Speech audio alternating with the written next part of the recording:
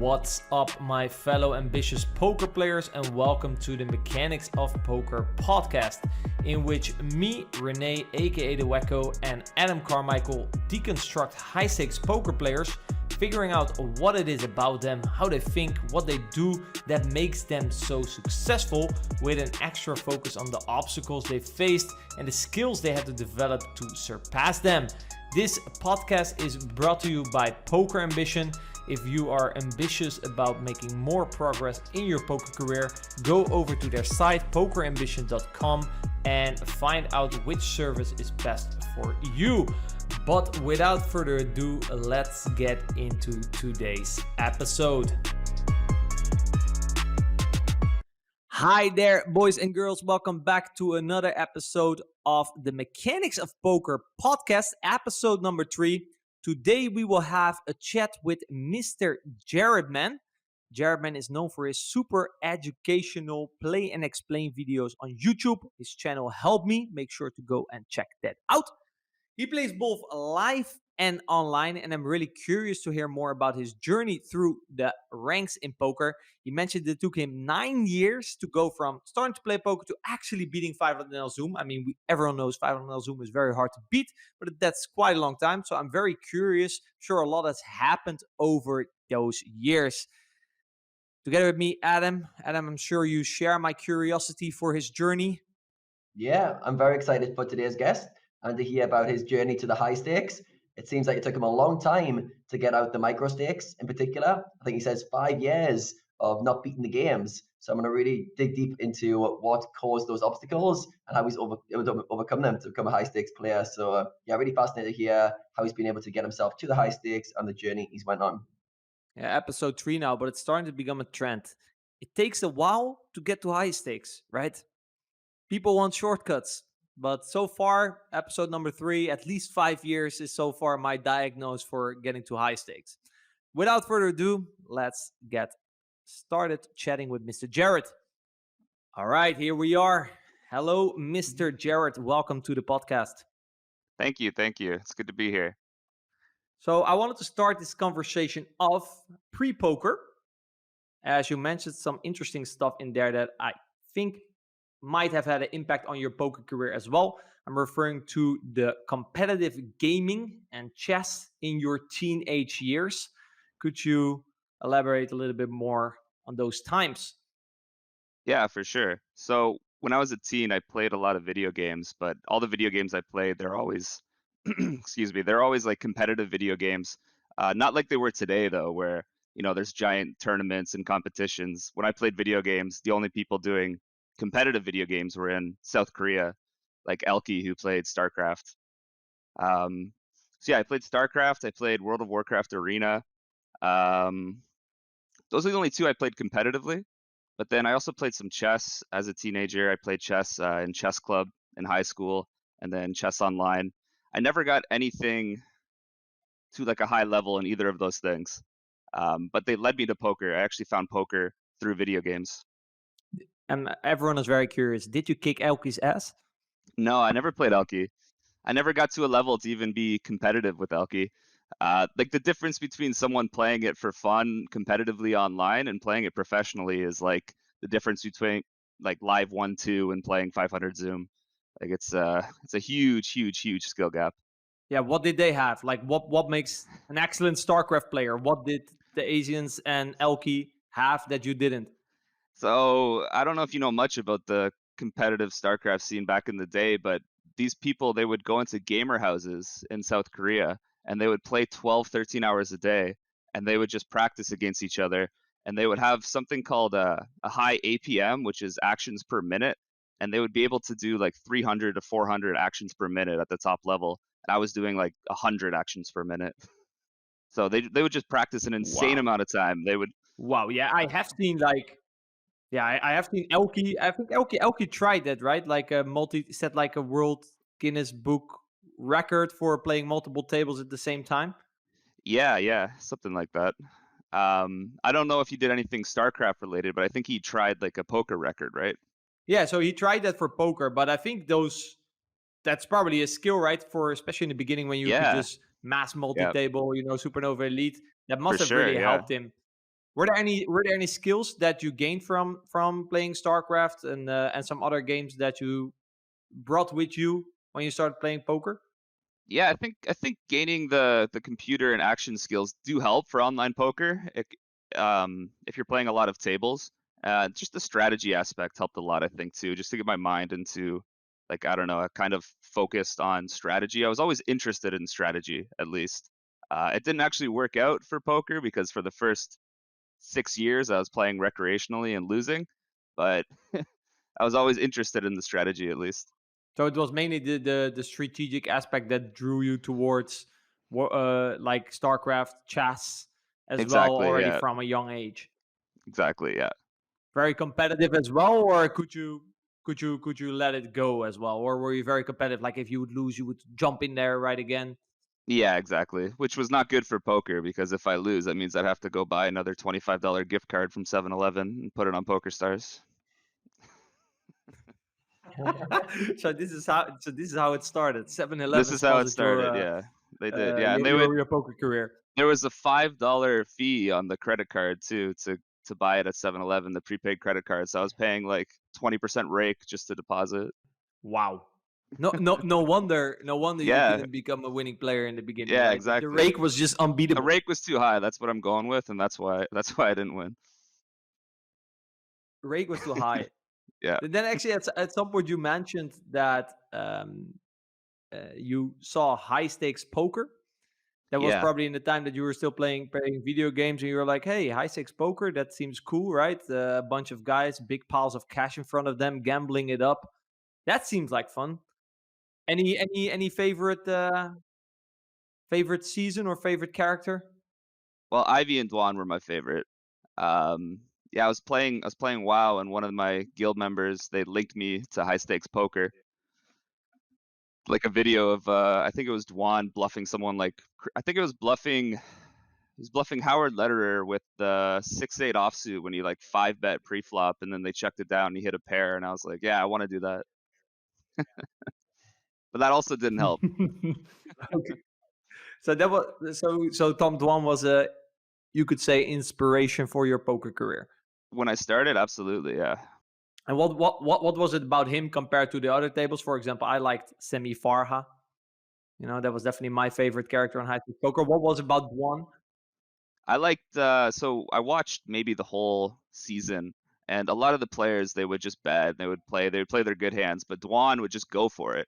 You know, he would be one of the few people who were going for like these insane bluffs, and that's what really drew me to poker, is like going for the insanity. He would really try to, I don't know, like own people.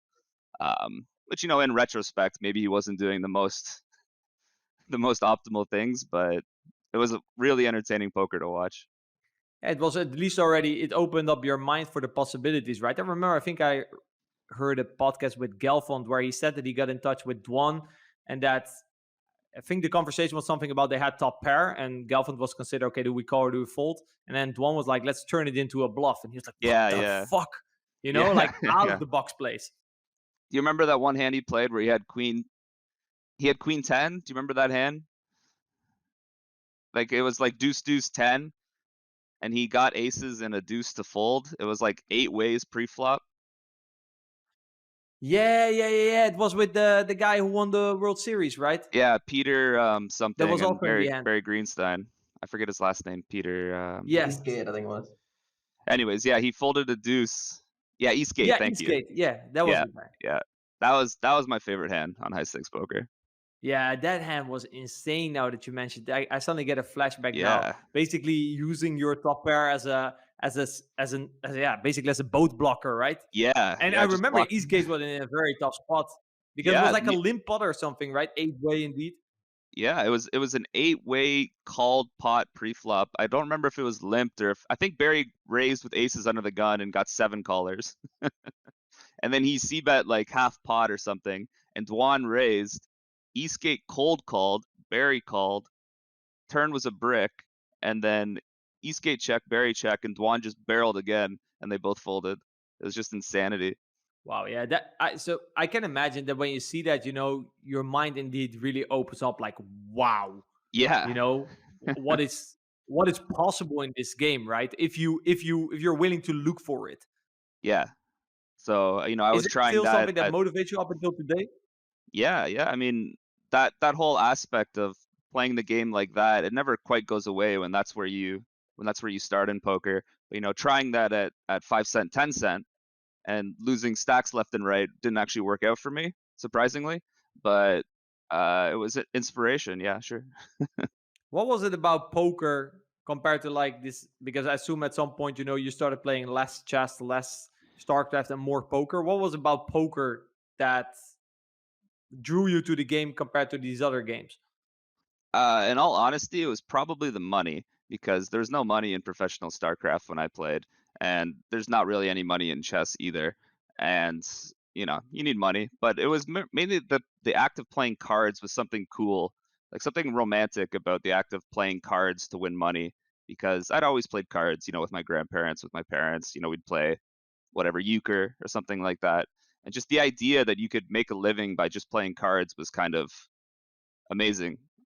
Yeah, I can strongly relate to that.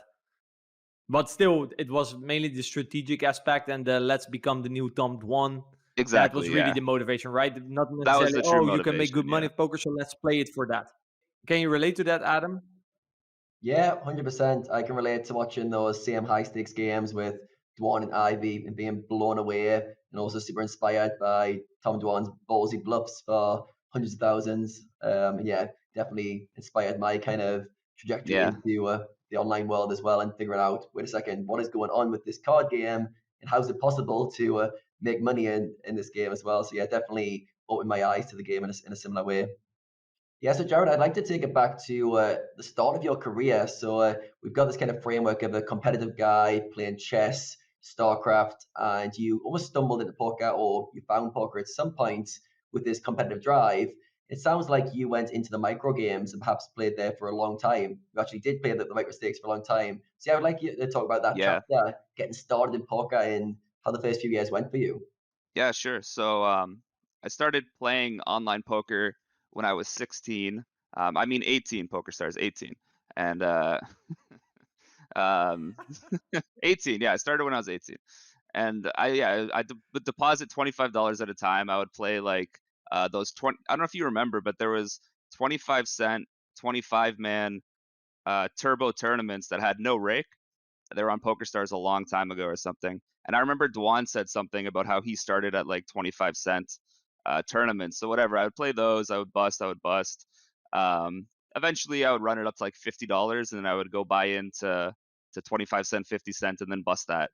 And then it was just kind of like a hobby where I was trying where I was trying to take it seriously, but I didn't have the money or the skill set to actually succeed.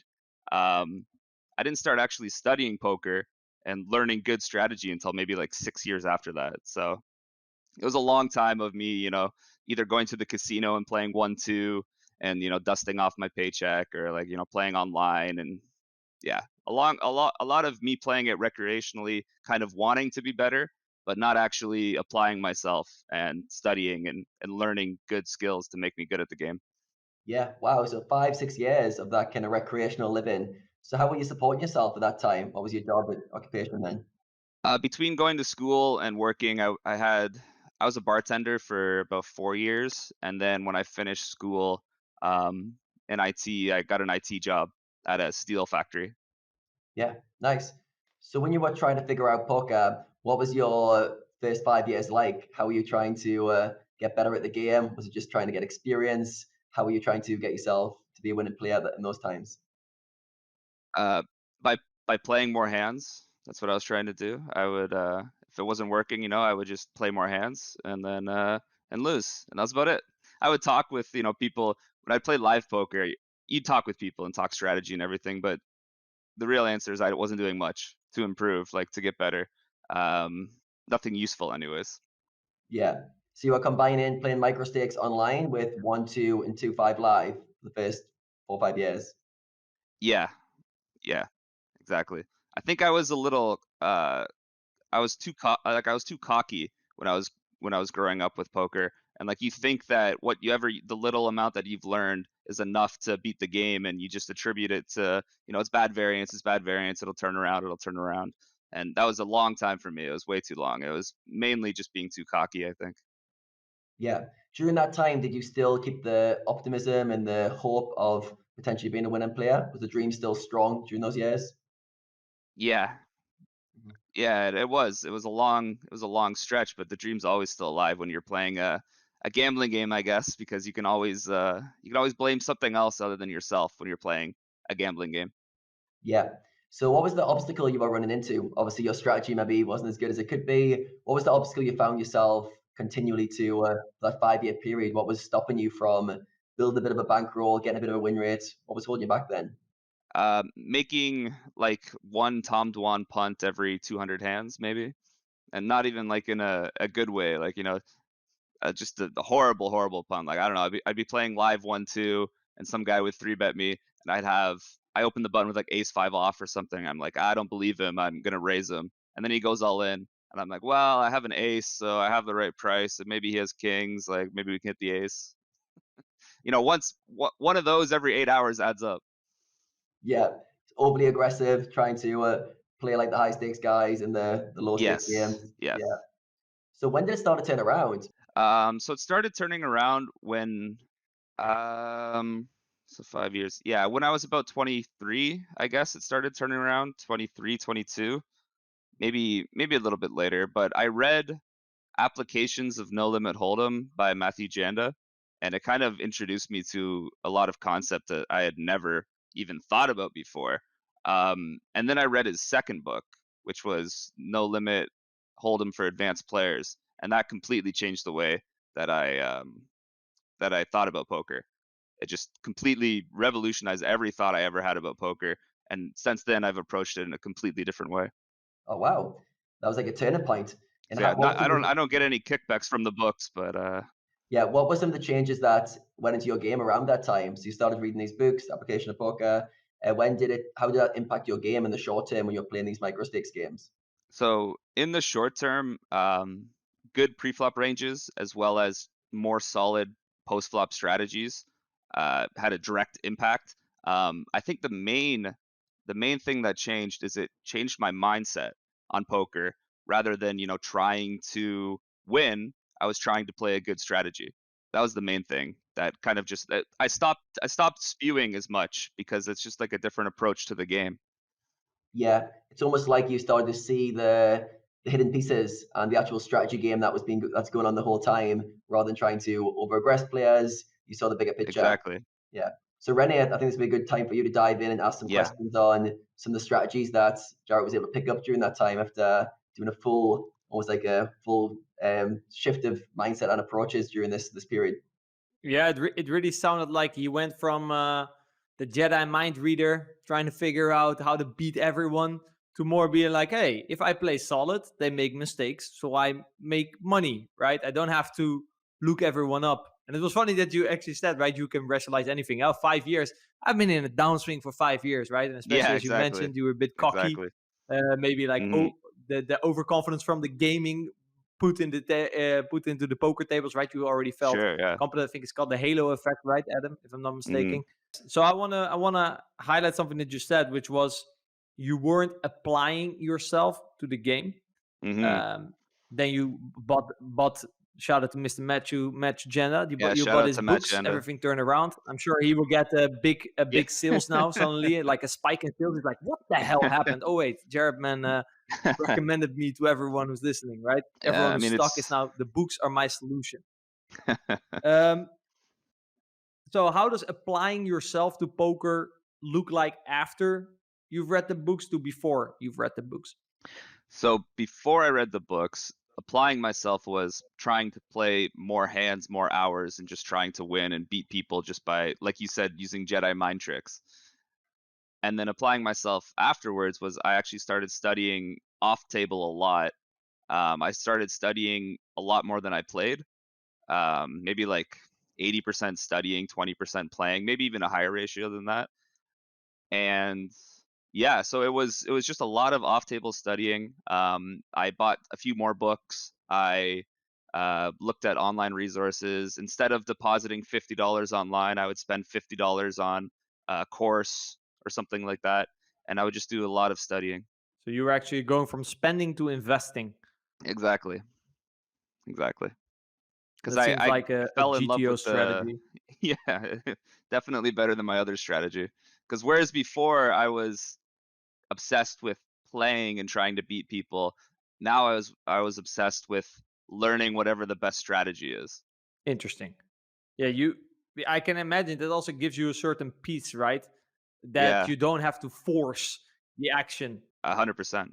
And that but I understand there's a bit of a conflict, right? You wanted to become like Tom Dwan, and in the same time this book tells you, hey, don't do anything crazy. There is still lots of crazy stuff though. That's the best part, is that you got to do crazy stuff. It's just you have to do it in a good way. Like bet all in for 7x pod is pretty crazy, but it's that's in the book. Yeah, that's interesting because I can relate to that as well, where you go through phases of indeed inspiration, and that inspiration, in this case, due to Tom Dwan, can sometimes become a bit too spewy, and then you kind of try to recalibrate, but then you play a bit too safe, sort of, and you're constantly Sure. calibrating and trying to find like that sweet spot. And yeah, that just takes time, right? Yeah, exactly. That's what you should be doing in poker usually, is that you learn a new concept, you try to apply it, you over apply, you bring it back, you realize how you should apply it. I was just doing it a little bit too extreme. And from there, basically, you started winning. I started winning in the live games that I played. Yeah. I stopped playing online basically, unless it was just, to practice, and I was playing live 2-5, and I just went on a pretty big heater, until eventually I reached live 5-10, and I started making more money than my job. And yeah, I kind of never looked back after that. So it was basically just sort of a natural transition. You looked at your paycheck in your job, then you looked at your paycheck from the casino, and it's like, Yeah. one is definitely making me more money than the other. So again, in retrospect, I was running insane, and it wasn't an accurate representation of what you could expect to win, like playing live 2-5 or live 5-10. But I think I had put in maybe 800 hours in the year, and that was more than my yearly paycheck. Nice hourly. I was god running for sure. But You were like, okay, this whole pro poker thing seems quite cool, right? Given the fact how you ran. So you yeah, quit your job, you start to play live poker, I guess, then for a living. yeah, playing live poker for a living. Yeah. And then I guess at some point you had a little bit of a reality check. Hmm. The cocky Jarret realized that, oh wait, maybe I wasn't a little bit of a heater. Yeah, so I immediately, because this is just how life goes. I quit my job and immediately I ran like horrible. Um, but then yeah, I rebounded. Like eventually, I ended up getting it back. But you always get that reality check after you do something like that, I feel. Um, at the time when I quit my job, I wasn't nearly as cocky. I don't think I was cocky. I was kind of more realistic about poker, but I wasn't realistic about win rates. That's for sure. Like when your first 800 hours where you start applying yourself, you just run insane. You think that that's going to continue forever, and then and then it just never does. Yeah, it's maybe not even think. It's more it's the ego who likes that reality of being a crusher. Yeah, So exactly. why would you disturb the beautiful world with reality? Who likes that? Yeah, and then you end up entitled to that. You think, and then if you don't run as good as that, you think that that's what you deserve. When in reality, you were just at like the peak of a really good run good, and the reality is much lower. But if you only see the peak, and like 800 hours in a year for live poker, it's like no hands, but it's a long time, like time wise. So you think like, oh yeah, I played a year. That's a huge sample. It's always going to be like this. Did you notice a difference when you completely quit your job and only focused on poker? Like Oh suddenly it yeah. was like maybe you played poker when you felt like it, and now it was like, yeah, I have to go and play. Yeah, it took a little bit of time. But yeah, it starts to become more of a grind for sure. It also becomes a lot more stressful. That's the main thing I noticed. Like I still really enjoyed the act of playing and studying at the time, but the stress was immense compared to when I had a job. The stress in terms of the pressure that you actually had to make money. Exactly, exactly. I didn't have any other income streams at the time, so it was just poker. And that's never a situation you really want to be in my opinion. If I could go back, I would find a way to not have poker be my only source of income. At least the act of playing poker. Yeah, I think if you start out, turning completely pro for a living too fast is indeed very stressful. And if I look at in the people that I've coached, usually if people didn't make it, there was some sort of financial pressure involved, which I think if you have financial pressure, it's very hard to be process oriented, right? Because you Yeah, need to win, so you become way more result oriented, so the bad beats hurt you actually more, right? It's yeah, very, you will tilt way easier. I agree. Yeah, you'll tilt way easier. You're more likely to spew off whatever remaining bankroll you have. More likely to tilt shot higher, I think. So I was actually now going to say what were a couple of these tilt issues that came up for you, but I heard one, you shot take higher trying to win your money back. Yeah, oh yeah, definitely. Like, not even just shotting higher. When I lost, it's just like if I had $1,000, I'd play 5-10. If I had $200, I'd play 1-2, and that's just what I would do. And eventually, once I started studying, and you have a good run, eventually you just stay there. But it was not a good bankroll strategy, that's for sure. But yeah, there's like, I think you should find the sweet spot, right? Have some sort of balance, and then shot taking does have a good compound effect if the shots do For sure, do take off. for sure. Yeah, you have to make sure Maybe you're. indeed with a little bit of income on the side. Yeah. Yeah, I always had a job, so if I lost my poker money, it didn't matter, I had a paycheck that paid for all my bills, but it was still like maybe I could have stayed longer, at Live 2-5 or playing micro stakes to improve. I remember at our CFP, we only took in uh, guys who are already professionals, but we had a friend of a friend, and he was very enthusiastic, blah blah. So we decided to give him a shot, but he was still working, I think, 4 days a week, and he said, "Oh, I'll work 3 days a week now, and spend all of my time, the rest of my time on poker." So we're like, "Okay, give it a try." And then slowly throughout the process, he went from working 3 days to 2 days to 1 day to quitting his job. Right, a very national transition. And it looks like in hindsight, maybe you would have liked to do the same, right? Bartender Sure. job, 4 days a week, 3 days a week, 2 days a week, 1 day a week. Yeah. I mean, if I could go back, I'd do a lot of things differently when it comes to poker, but I think yeah, better approach to poker and bankroll and poker money management would have helped me a lot. So you were still playing live back in the time. When did you decide to transition into online poker, and why did you decide to do that? Yeah, I didn't decide to do that. COVID happened. COVID happened. Oh wait, I was thinking you were gonna say Black Friday happened, but we're way further ahead, Yeah, and Black basically. Friday was the opposite. Ah, interesting. So just for my time perspective, where we are at now. So basically, COVID happened, and you were like, okay, well, then I guess I'll play online poker instead. Yeah. Yeah, I was playing online poker like maybe, 100 Zoom, 200 Zoom just to practice before COVID. But then when COVID happened, I was like, okay, I guess I got to take this online poker thing seriously. And yeah, I did more studying after COVID than I've ever done in my entire life. But before COVID, I was just playing live poker. So we had a quarter 50 game that ran like 3 or 4 days a week for a long time, and it was great. And then COVID happened, and the game stopped just before COVID. Anyways, it was starting to slow down, and then there was no 510. There was no live poker at all, unless you wanted to play into underground games, which I didn't want to play. So Oh, interesting. And you mentioned you would play like some 100, some 200 Zoom just to practice.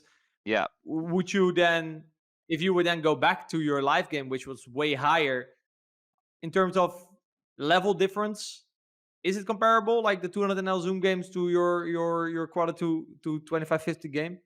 it's comparable in the sense that the 2550 game was much much easier. Like it's not even close.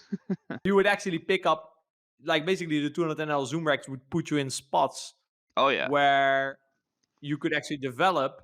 So you basically went there to increase sort of the necessity to develop your game, and you would pick Yes. some moves and apply that in your 2550 live game, and you would basically become a very big crusher.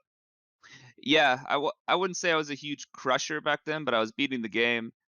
and 200 Zoom helped me learn a lot. Like just practicing, like of trying to apply what I learned when studying was a lot easier to apply playing 200 Zoom than it was to play live 2550. If that's what you're getting at, a lot easier. Yeah, especially if you're very into GTO, a lot of spots are heads up. Oh, let's play button versus big blind, and then you're in a eight-handed full ring game where people are limping, you isolating four-way pots all the time. Yeah, You're like, I want that button versus big blind spot where I studied the A7-3.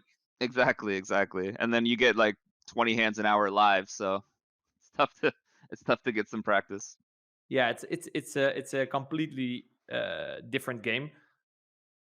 Adam, do you have any questions on this part before I guess he turned pro online after Yeah, I'd COVID? like to talk about that transition from playing live to playing online. Because as you've talked about, like say the 200 Zoom pools, probably tougher than the 2550 live games. And for a lot of players, that's quite a daunting thing to come to the lower stakes online games. You've got to drop your ego. You've got to start learning these hard online games at lower stakes. So yeah, talk about your mindset during that time. Yeah. So COVID strikes, live games are off, and now you're on the online belt.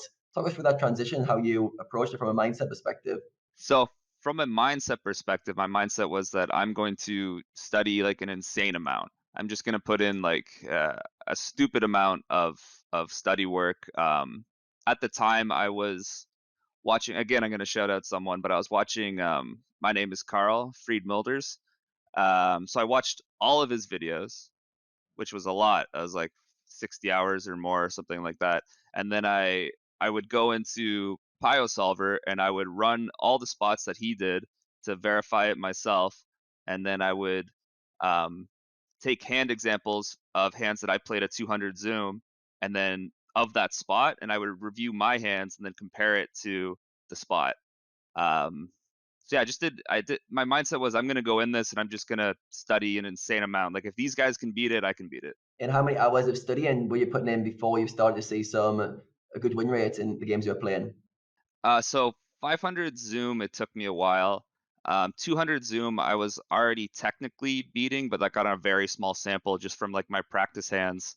Um, Maybe like 250 to 500 hours after studying was when I really started to see results, I would say. Like from the point of COVID, I would say maybe like yeah, 250 hours of studying, and I was putting in like maybe 30 hours of studying a week, so whatever that is. And what were some of the biggest challenges you faced when you went into the online games, both from a, like a kind of ego perspective and playing a lot lower, but also from a strategy perspective and having to play these tough games? What were some of the early obstacles you ran into? Some of the early obstacles I ran into is, for better or worse, my approach was to simplify as much as possible. So that was me basically just betting 1/3 of like every flop. Um, a lot of just like one sizes everywhere. A lot of just like not thinking about the spot. A lot of just trying to apply heuristics about the spot that I would learn from like watching a video or looking at a spreadsheet or something like that. So my biggest obstacle was the level of play. Seriously, like it was just a very very high level of play from what I was used to, and I can't think of anything specific other than it was just I was getting put in infinitely more tough spots than like when you play a live game. Just a lot harder decisions, a lot tougher spots. Yeah. So you've transitioned from the higher stakes live games to the kind of 200, 500 online games, and you've noticed the level of play is a lot higher. Yet it seems like you were not daunted by that in any way. If anything, you're almost like inspired to outwork everyone, outstudy everyone. Where does that come from? Where does that approach to these games are tough, but I'm going to figure them out and beat them? Yeah, it was kind of out of necessity because for better or worse, the 500 Zoom and the Zoom games on Stars are really hyped up as being really tough. So if I'm going to play a game that's really tough, if I'm realistic about myself, if I need to beat it, I need to play better than the people in there. And the only way to play better than them is to outwork them. Other than your approach to studying, is there anything else you did Yeah. during that time to improve your game and your approach to poker? Yeah, studying with other poker players is good. You know, you get some feedback. Um, get It's always good to have different views on things, and so you're not just stuck in your own head and your own approach. I watched yeah, I watched a lot of videos, a lot of courses. Um, yeah, nothing else specific, I would say. Yeah.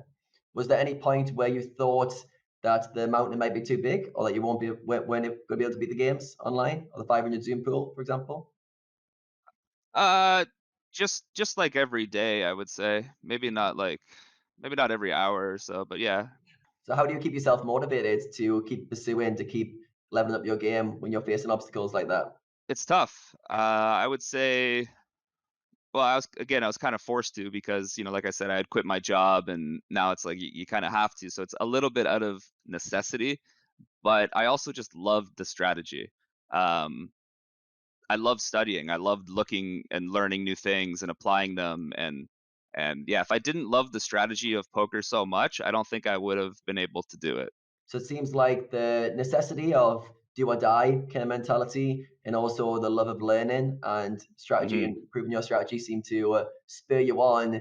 And for some reason, you just kept that ambition, that motivational drive to overcome whatever obstacle was in front of you and to beat the games. So, Rene, you might want to dive in here in terms of asking how he was able to go from that transition to being a really good live player to beating these very hard 500 Zoom pools, and what some of the things you had to do to achieve that. Yeah, I also think it really helps, right? You went from 2550 to 200 NL. So, Yeah. like money wise, first of all, you probably had, you weren't like in the past, you didn't have to beat the 200 NL Zoom There was, games in order to yeah, make a living, right? So, yeah, this helps you to really have that view on, like, oh, I love this. Oh, more obstacles. Oh, yeah, come on, make it very tough, because you don't give a fuck about if you have a win rate right now or not, right? yeah, yeah, yeah. I had an ample bankroll for 500 Zoom and 200 Zoom. Yeah, and man, playing underrolled has a very big impact on how you perform, uh, and I guess overrolled always better from that perspective. Hmm. And especially this is how you can actually apply that love. We had I remember the first podcast that was, I think, with yours as well, right? He was talking about how difficult tournaments, for example, are compared to cash games, and how if you're already in a spot where you're financially sort of free, you can actually enjoy the difficulties that come along your road, right? Because it's like, oh, cool, I'm being Yeah, challenged. Whereas if you need the money, you're like, why does it have to be so hard? I just want to make money. I yeah, need to pay my yeah, bills. yeah. It's like, why do I have to lose this flip here? Yeah, exactly. Right. Outcome oriented due to financial Yeah, pressure. So if yep. people want to get a main takeaway from this podcast, try to not get into financial difficulties, because after that, it's very hard to grind your way out of There you poker. go, people. Problem solved. Just have more money. So just like it was interesting, just like Matthew Janda had a very big impact on your poker career, right? How he thought about poker. Now you mentioned, shout out to Mr. Fried Mulder. My name is Carl. Um, do you remember some of the eye opening concepts that in those 60 hours of video that you watched of him that were like, oh wow? And were there a couple of conflicting points with what Matthew would say and what Mr. Carl would say? So I learned over betting and like betting range small from Mr. Matthew Janda, but then he didn't go into like you can only put so much information into a 300-page book. So from Yeah. my name is Carl, I learned more of specifics on spots. Some of the more eye-opening things were the strategies in three bet pots compared to how I was playing them. Um, just things like being able to lead in the cutoff after you call the three bet from the button, because some boards favor your range so much as even as a preflop caller that you can lead. That was one that was kind of eye opening, not specifically because it would change my strategy a lot, but because it changed the way I thought about how ranges interacted on boards. And then a lot of it was specifics to do with spots, like being able to range bet on certain textures, which bet sizes are good on certain textures and why. How the solver actually thinks about barreling hands on the turn. That was one of the main things I would say, actually. Yeah, barreling on turn, following through on rivers, because I was choosing the wrong hand classes a lot of the time. You were strictly equity driven. Yeah, exactly. Yeah, that's. I remember a friend of mine used to tag people. equity barrelers, he would call them. Yeah. Okay, and Yeah. then you had a certain class, but this is how we were taught, right? We were conditioned all the way in the beginning from, hey, equity is good. So then when you get caught, at least you know you have some chances to improve. So it becomes quite Yeah. natural. I'm not bluffing. I'm semi-bluffing. That's what people used to say, right? Exactly, semi-bluffing, and semi-bluffing feels easier than just cold stone bluffing, right? Yeah, exactly. You're kind of like, I'm not bluffing. I'm just semi-bluffing. It's fine. And it's funny that you mentioned that. Like, I'm very glad to hear. It does good to my heart that I hear you like the donkey on Yeah. the on some boards. But indeed, it's not necessarily that it's that frequent, even though if you start playing with solvers, I mean, you can make dunk arguments on every street, almost in every situation. But Sure. it's indeed more like the eye-opening thing, right? You were used to, again, conditioned probably in the past to you check towards the razor. Yeah, And now you kind exactly. of understood the concept behind it. Oh no, we check towards the razor because usually the razor has the equity advantage. Whereas on Hmm. certain boards, that's not the case. Oh wow. So then we actually don't check to the razor. So it's a revolutionary concept, right? And then you Yeah. start to look at poker completely different, and you kind of give your brain that information like, hey, brain, go look for spots where that's the case. And then Yeah. poker starts to become Yeah. a lot more enjoying. And like specifically regarding that, I would start thinking rather of like, oh, instead of checking to the razor, like you mentioned, which is exactly what I was taught, it's more of who does this favor and why? And we always have an option to bet. And like the only reason that like a preflop aggressor might want to bet when they're out of position is because the board favors them. And that goes reverse as well, where there's a lot of spots where, let's say you open the small blind, get called by the big blind, you want to check range now on some low boards. So that was revolutionary in the concept where I stopped thinking in terms of who the preflop aggressor is. Just start thinking in terms of who does this board favor and why? Why are we betting? We're not betting just because we raise preflop. Boom, mind Yeah. opening stuff. I can imagine. I remember I had similar, yeah, similar epiphanies throughout those Hmm. time. Um that indeed, like when you start to understand why behind certain strategies, you went from mainly betting 1/3, and probably actually that would Yeah. sometimes force you in some tough spots later on, right? And then you suddenly understood, like, hey, wait, if I start to bet bigger, I actually achieve this with my sizing. Oh, wait, Hmm. now I don't get in that trouble spot anymore. Sure. Yeah. And like I was like I said, when I first started playing, I was heavily simplifying, and not necessarily for a good reason, but I knew how to play that strategy. But then the more that you learn, the more that the concepts that you learn, you understand again why you're doing things. And once you understand why, then it becomes a lot easier. It just takes infinitely longer to understand why than to just do something. Yeah, and when you understand why, you also understand why not. Yeah, exactly. It's not easy to understand why in So it's poker like, for sometimes. example, I'm not necessarily against simplified strategies, but what simplified strategies often do, if you do it for the sake of simplifying, basically you stop to think, right? Mhm. It's like, yes, Mhm. of course, I have my default play standard quote quote lines, but there's always going to be a couple of hands that don't want to take the standard line, right? Mhm. It's like, usually I do this, but with this hand though, or versus this player, or on this particular texture, I probably am not going to accomplish the same as what I would normally accomplish in my baseline strategy. But with this hand, I would like to go a bit bigger, or actually, usually I check range, but this specific hand, maybe I'll bet, right? I I like that you use the word accomplish because I use that a lot in my own thinking. What does my hand achieve? Like, what does my hand accomplish when it bets? Like, what happens when I bet this hand to his range? What types of hands does he fold? What types of hands does he raise? What types of hands does he call? And when you start thinking like that, of like, how does my hand perform as a bet compared to perform as a check, compared to perform as an overbet? That really helped me. That was another type of epiphany for me. Yeah, I think asking yourself the right questions. I remember when I do hand history reviews with students, it always comes down to like, okay, buddy, let's go back to the basics. What are you trying to achieve with your hand? Yeah. And out of that, like a solver, right? The solver is trying to achieve something, Yeah. right? It's Exactly. trying to achieve a certain outcome. Then it's Yeah. up to you to figure that out. Like, okay, he tries to, he has certain equity, and he chooses the highest EV strategy, and it's up to us to figure out, okay, why is this so high EV? That's yeah, I agree 100%. And some people, I'll talk to some people about whatever poker theory or solvers, and you'll look at an output from a solver and you'll be like, well, that's just like the solver being a solver. And I'm like, no, like there's a reason why it's betting king jack with the king of spades 75% of the time and betting king jack without the spade 25% of the time. Like there's a reason. It's not always human knowable. Like you can't always think of yourself like, oh, I'm gonna know this very intricate, weird blocker effect on the river. But there's always a reason.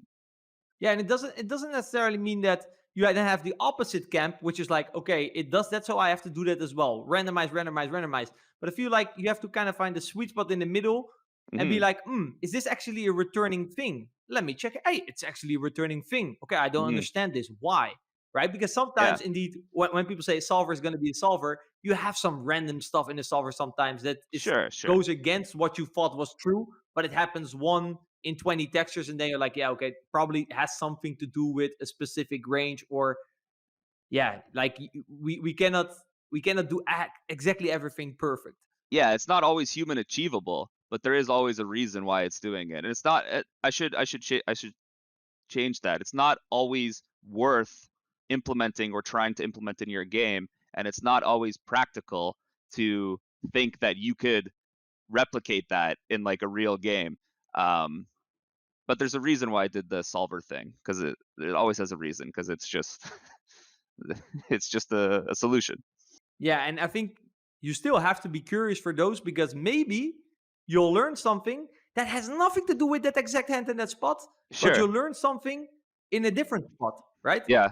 I was I was looking at a river spot recently where we would bluff like every hand on the river on the run out, except we wouldn't bluff like king nine with the nine of hearts. It was like a big blind versus small blind three bet pot, and it was because on the turn the solver would call only the pocket nines with the nine of hearts, and it wasn't like intuitive why. So on the river, he would have more folds with the nine of hearts, but it was like a slight small difference, and it was like that was the only reason I could see. And that stuff like that's not practical, and it's not worth trying to implement.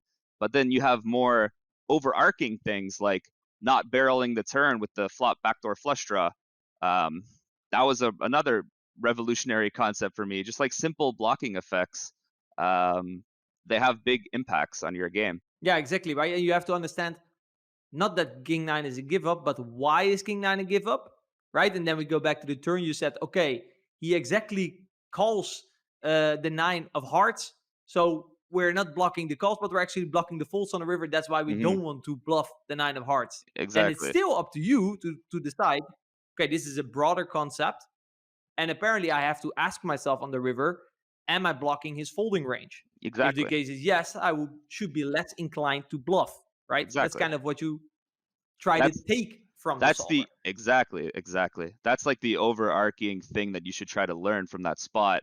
The spot specifically was tough because it was calling like all the pocket nines, but it was just calling the ones with nine of hearts like 10% more, which is a big impact in a range that has mostly pocket nines by the river.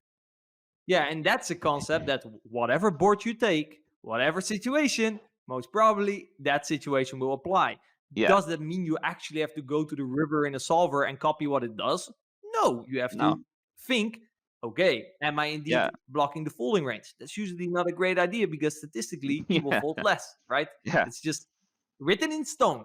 Yeah. Exactly. And But you then think, again, you might be against a player who overfolds, right? And then we might suddenly want to bluff it again because sure, he's still folding. Even though we have the worst blocker, we might still want to bluff because he's overfolding, right? sure, So go that's why into it's the never a concrete answer. absolutely. Yeah. If you want to get into exploitative play, like it gets even way more complicated, like way, way, way more complicated, of course. Do you like to get into the exploitative territories, or are you like more? We had So Benabet beat on the previous episode, who was more like, nah, I'll stay in my own range, try to play yeah, as solid as possible, let them make mistakes, and not get into the leveling wars. so I've talked to Ben about this a bit. We're on the same page basically, and my approach to the way that I play poker is very similar to his, where I just try to play solid. I focus on my own strategies. I try my best to play at whatever I think the equilibrium would be.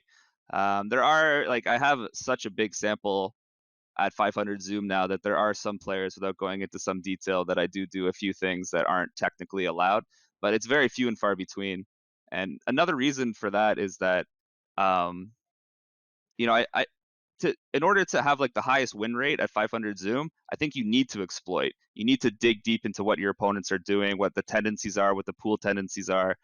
You're just not going to achieve a very high win rate unless you do that, I think. But that was never my goal. Like I wanted to move up on online poker as well. So I just focused on trying to get better because, you know, learning how to exploit a guy at 500 Zoom doesn't help you move up to 2K NL. Yeah, this is a very interesting point.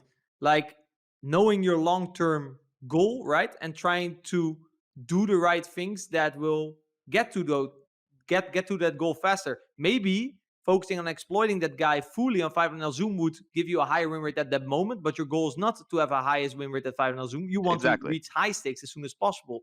So Yeah. you might sort of, play less EV at that exact moment to have higher EV in the future because you will move up faster. Exactly. Yeah. And I always went to that mindset with online because my mindset for online was always I'm going to play online to improve.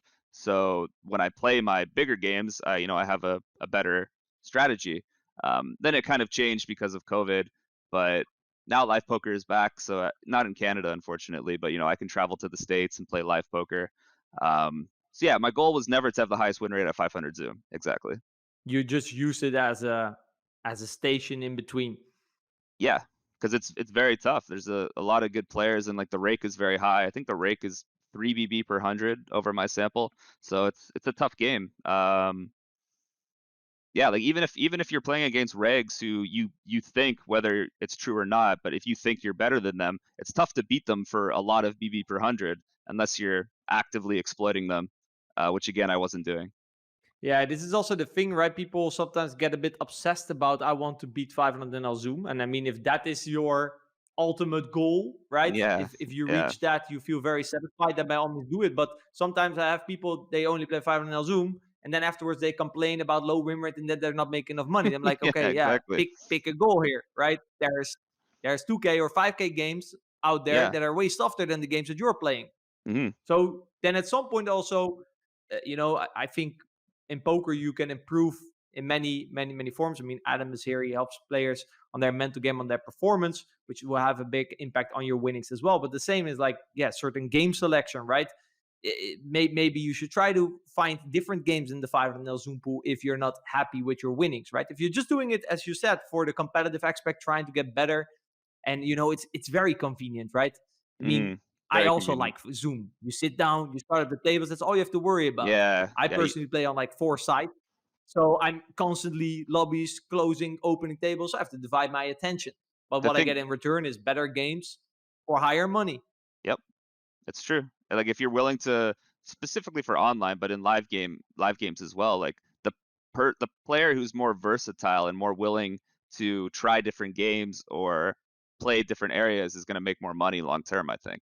The other thing with Zoom is I know you stream, and I think Zoom is a much better format for streaming because you don't have to close tables and reopen tables, and it's so much easier to stream when you're playing Zoom. You just put up the tables and go. Like unless the pool breaks, you can just play. You don't have to worry about closing and reopening tables. But yeah, like I mean, you only have a limited amount of attention. Yeah, so, exactly. more tasks, Exactly. your battery will run out faster. It's as simple as that. Yeah, I think that in terms of raw money, playing 500 Zoom as your like only game would be a financial mistake for sure. Like, because if you can beat 500 Zoom, you can beat some of these 1K, 2K, like 2KNL, 1KNL. You can probably beat some of those games. So just table select those while you have a few tables of 500 Zoom is going to make you a lot more money than just I play 500 Zoom. That's all I play. This is what I want to do. Unless that's your goal, unless that's something you want to do for the competitive side, I guess. I'm not quite sure. Maybe you want to be the best 500 Zoom player. So that was like your only point of improvement for Mr. Carl.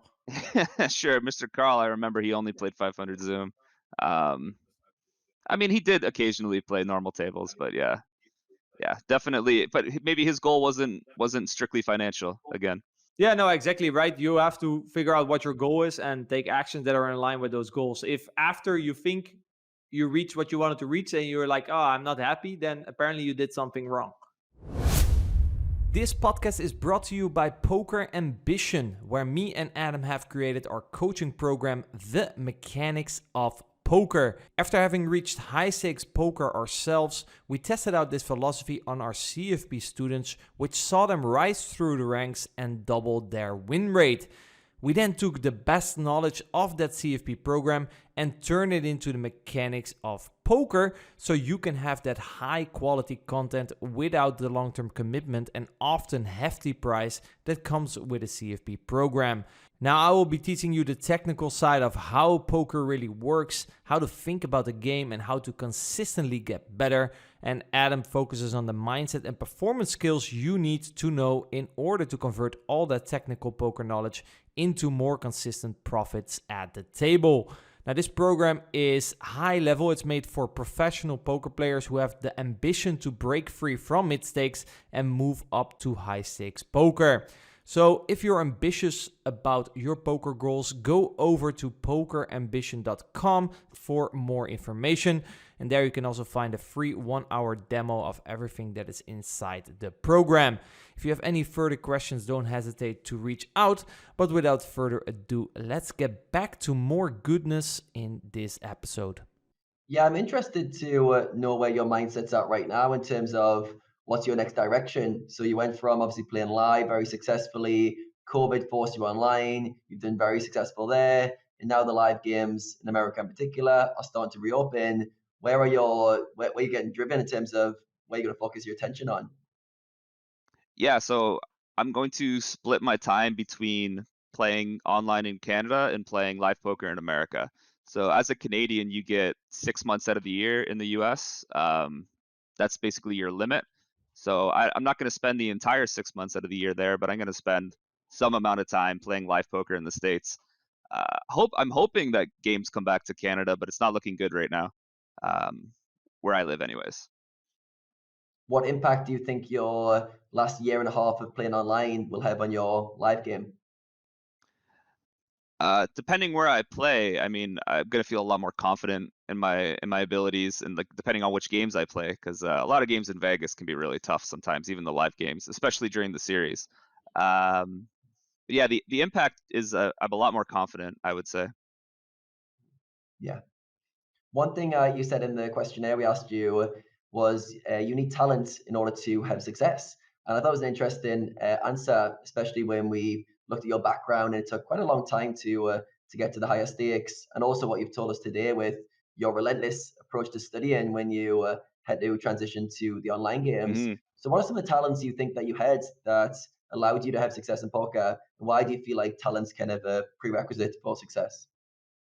So maybe I didn't answer that question completely true because like yes, one person who has, let's say a person has zero talent, but they work 1,000 times harder than someone who has super raw talent, but they don't work very hard. They can eventually overcome them, but in all practical purposes, the people who have natural talent are going to learn quicker and become better quicker.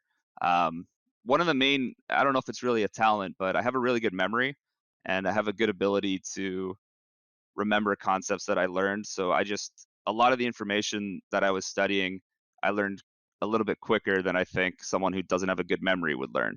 But I don't have a good poker talent. Like my intuition for poker and just playing poker and trying to Jedi mind trick people is awful. It's the only the only good strategies I've ever gotten from poker have been from studying uh, GTO play. I've never been able to like have a good intuition, be like, I think this guy has this. I'm gonna call. I'm always wrong. Yeah. So you doubled down on your memory skills, and that's why you went deep into learning. And was memory always a strong point for you at school and growing up? Do you always have a strong memory relative to your peers? Um, I'd say so. I think that I've been lucky in that regard, and being a good learner. I think that if you're a good learner, you can do a lot of things. And I think if you're a good learner, you can overcome any talent deficiencies that you have, um, which is kind of contradictory because you can learn to be a good learner. Very true. Yeah, I think it goes into having like a growth mindset as well compared to a fixed mindset. The growth mindset's always learning, looking for ways to improve, and just they're always open-minded that they can learn. So like you said, if you think you can become a good learner, you can. If you think you hmm can't, also you can't. So yeah, for yourself, do you feel like you've always had a Yeah, growth yeah. mindset? You've always been someone who improves And yeah, with that, because I'm trying to figure out early in your career when you were playing the micro stakes, I'm trying to figure out like how it's been such a massive transition from like that part of your life to now, where it feels like you love learning, you love strategizing, you love solving problems and learning. Why do you feel like early in your career you didn't apply yourself in the same way? Was it just life circumstances weren't in the right place, or what do you think held you back early compared to where you are now? I think at the time I thought that me playing was learning. I thought like, because when you play StarCraft, how do you get better at StarCraft? You play more StarCraft. Like chess, there was some off tables work, you study books and everything like that. But I just was wrong and mistaken, and I would think that the more I played, the better I'd get. I didn't have the right tools or a group of people to point me in the right way, and I also didn't have the motivation, and like I wasn't willing to apply myself, I guess. Whereas like I was addicted maybe to enjoying playing poker, whereas I should have been looking more towards, how I should be playing poker. Yeah, you almost like didn't know what you didn't And know. It's ego almost as like, well, probably. yeah. Yeah. Yeah, So, yeah. so when you run Absolutely. into a problem now, how do you try and solve it? Do you try and solve it yourself, studying in the lab? Do you reach out to a peer group? What's your kind of way of solving problems from a strategy side, or for just from things you run into in life as well? Yeah, I have a group of people, like a dedicated group of people that I study with. So yeah, if I encounter, something like, what do you mean by problem? Say you have a strategy problem, or say you experience a downswing at the stakes you're playing, and just you're struggling at an obstacle Okay. in your career, and you can either try and figure out yourself, or you can reach out to somebody who's maybe had a similar experience, or they've got some insights that you could learn from. Yeah, so regarding strategy, it's definitely talking with people and then working it out in the lab. Um, and then for downswings and like mental game aspects, I don't have like a dedicated group of people for that. Like my group is more of just talking about strategy. Um, but for that, I don't know, that I still struggle with. That's the hardest part of poker, is the mental game aspect. Because it doesn't matter how successful you are. It doesn't matter if you've made money from poker in the past. What happens now always feels different. It's always like, oh, this is awful. I'm running so bad. I'll never win again. But you kind of inject logic into yourself, and you try your best to, I don't know, mentally overcome that. Yeah. What are some of the mental obstacles you've ran into recently? So yeah, like you said, it's one of those things where even when you've had a lot of success, you have a downswing, the mind just blows it up to this big deal, like this is the worst thing ever. So for yourself, what are some of the obstacles you ran into from a mindset Yeah. perspective in the recent months, so the last 6 months or so? So I've been lucky the last 6 months. Like even though, even if I go on a downswing, I think more recently I've been okay with dealing with the financial aspect of the downswing, like even mentally. It's just I find myself frustrated sometimes while playing, when it's kind of like entitlement tilt, where if you lose a spot where you think someone has played bad or something like that, I find myself getting angry sometimes. So yeah, I guess dealing with entitlement tilt has been the struggle that I've been dealing with. Yeah. And how does that affect your game when you are having that entitlement tilt? I think I'm relatively lucky in the sense that it doesn't really affect how I play, but it affects my mood a lot, which is very negative. I'd rather it affect my play than my mood. Yeah. And how do you get yourself out of those moods when poker is affecting you? How do you find that balance away from the tables? Exercise helps, definitely. Um, yeah, just getting away from the tables, like it always calms down. Your mind always calms down away from the tables. Like, take a moment to take yourself out of that situation, inject some logic into yourself, and then yeah, move on. Yeah. You mentioned exercise there. Have you always been someone who's used exercise as a tool to change your state? No, absolutely not. I started exercising at the beginning of COVID. I was very, very um not physical up until then, and then I just decided to do that. I lost maybe 60, 65 pounds during COVID. Wow. Amazing. How did you Wow. do that? Did you go to the gym? Yeah, I just no surprise, I did it through diet and exercise. How has that impacted your life, would you say? Oh, it's so much better. That's the best decision I've made in terms of my health, aside from quitting smoking 6 years ago. So yeah, it's the second best decision I've made regarding my health. So COVID for you was this really kind of positive transition time where obviously a lot of things were forced on you, but for whatever reason you went into this very proactive mode. So what do you think happened with COVID? Obviously you were forced to play online. Why was that the moment that you decided to go to the gym and lose weight? Because a lot of people stopped going to the gym around that time. A lot of people made excuses why now wasn't a good time. So why was that a catalyst moment for you? Yeah, I wish I could pinpoint exactly why, because then I could apply that in other aspects of my life.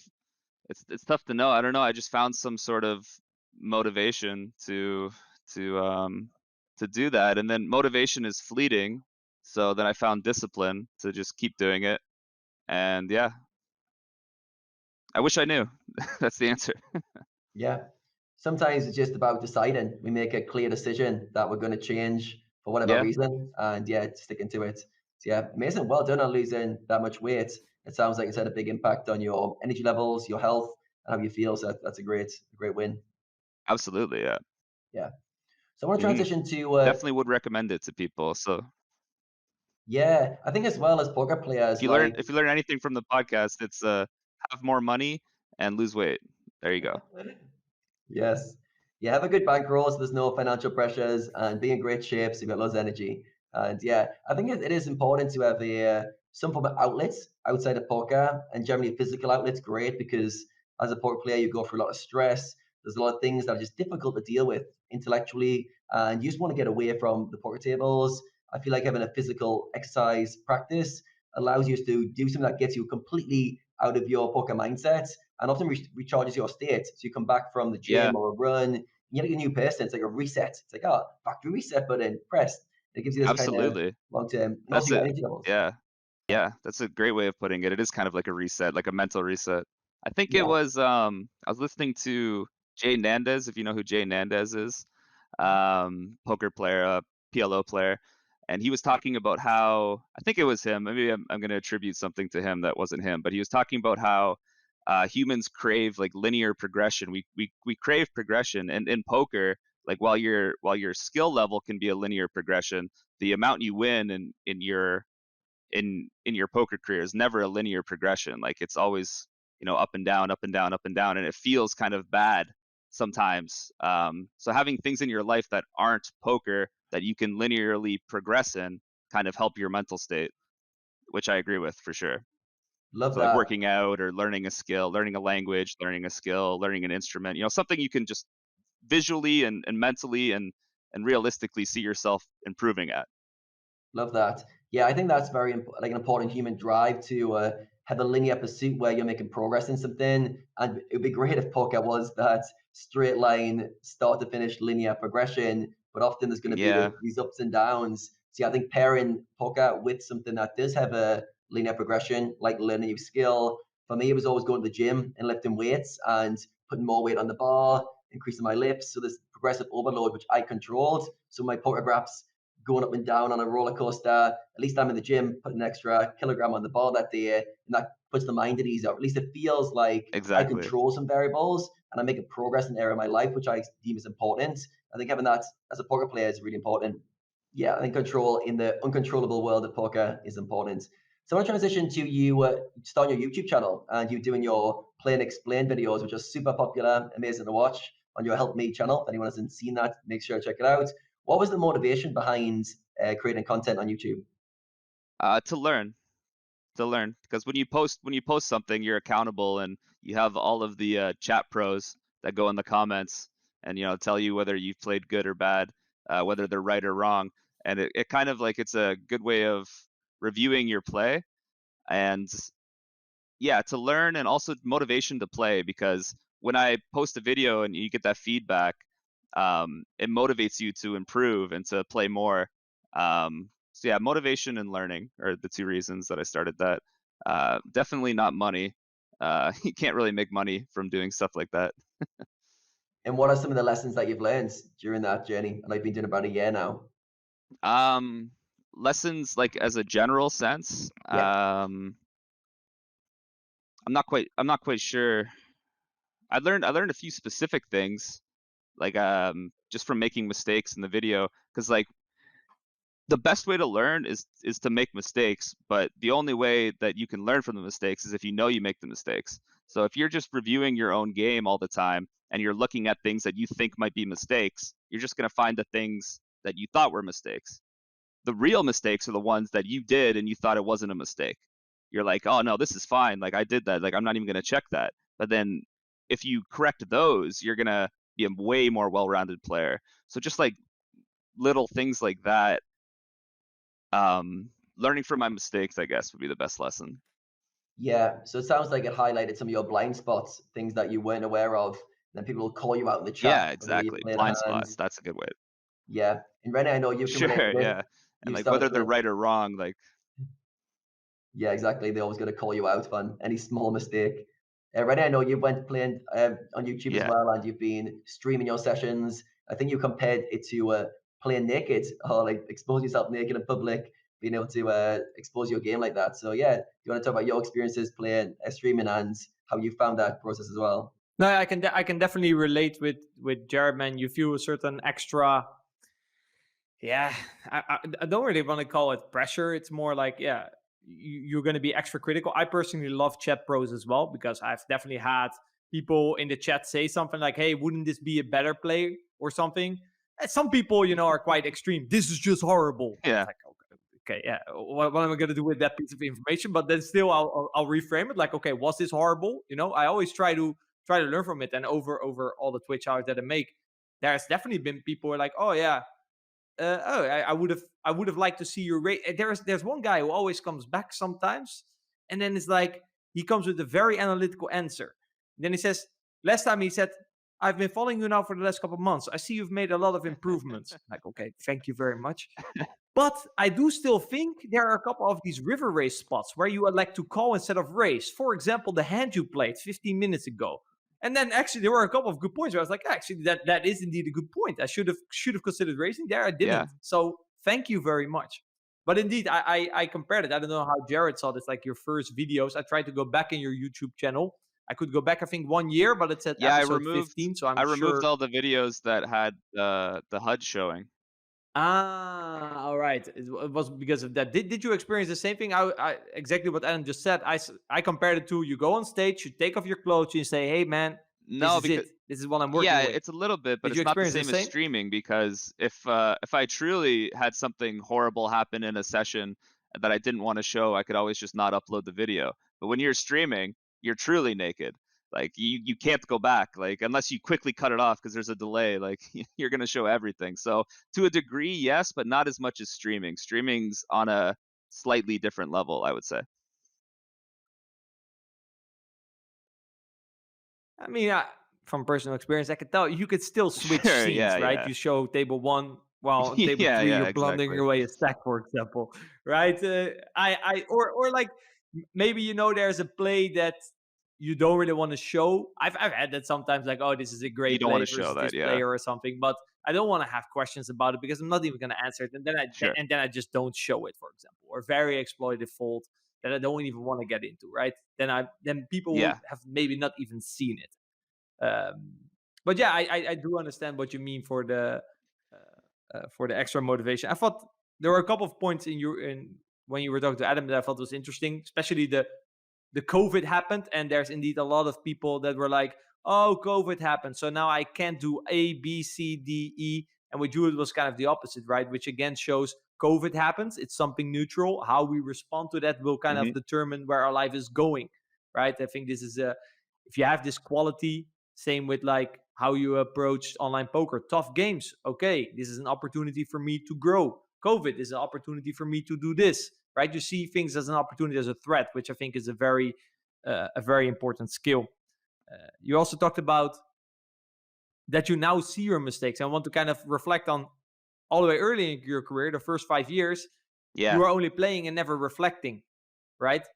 Now you are willing to look at your game and look for mistakes, whereas in the past Yeah, you didn't. I think reviewing your own game and finding mistakes is like the most important thing. Because like yes, you need to do the off-table study work and learn the strategies. And yes, if you learn the strategies so well that you never made mistakes, good for you. You're Linuslove. But if you can't do that, you're a normal human being. then you got to look at your mistakes and where you're misapplying the strategies or where you're not doing it. And like finding the mistakes that you didn't know were mistakes is the best, I think. So how do we find the mistakes that we don't know is mistakes? Database analysis or video review. Reviewing hands that you haven't tagged. Yeah, I noticed in my CFP, instead of having them tag hands and discussing those, we would, for example, discuss a specific spot, bottom versus big blind.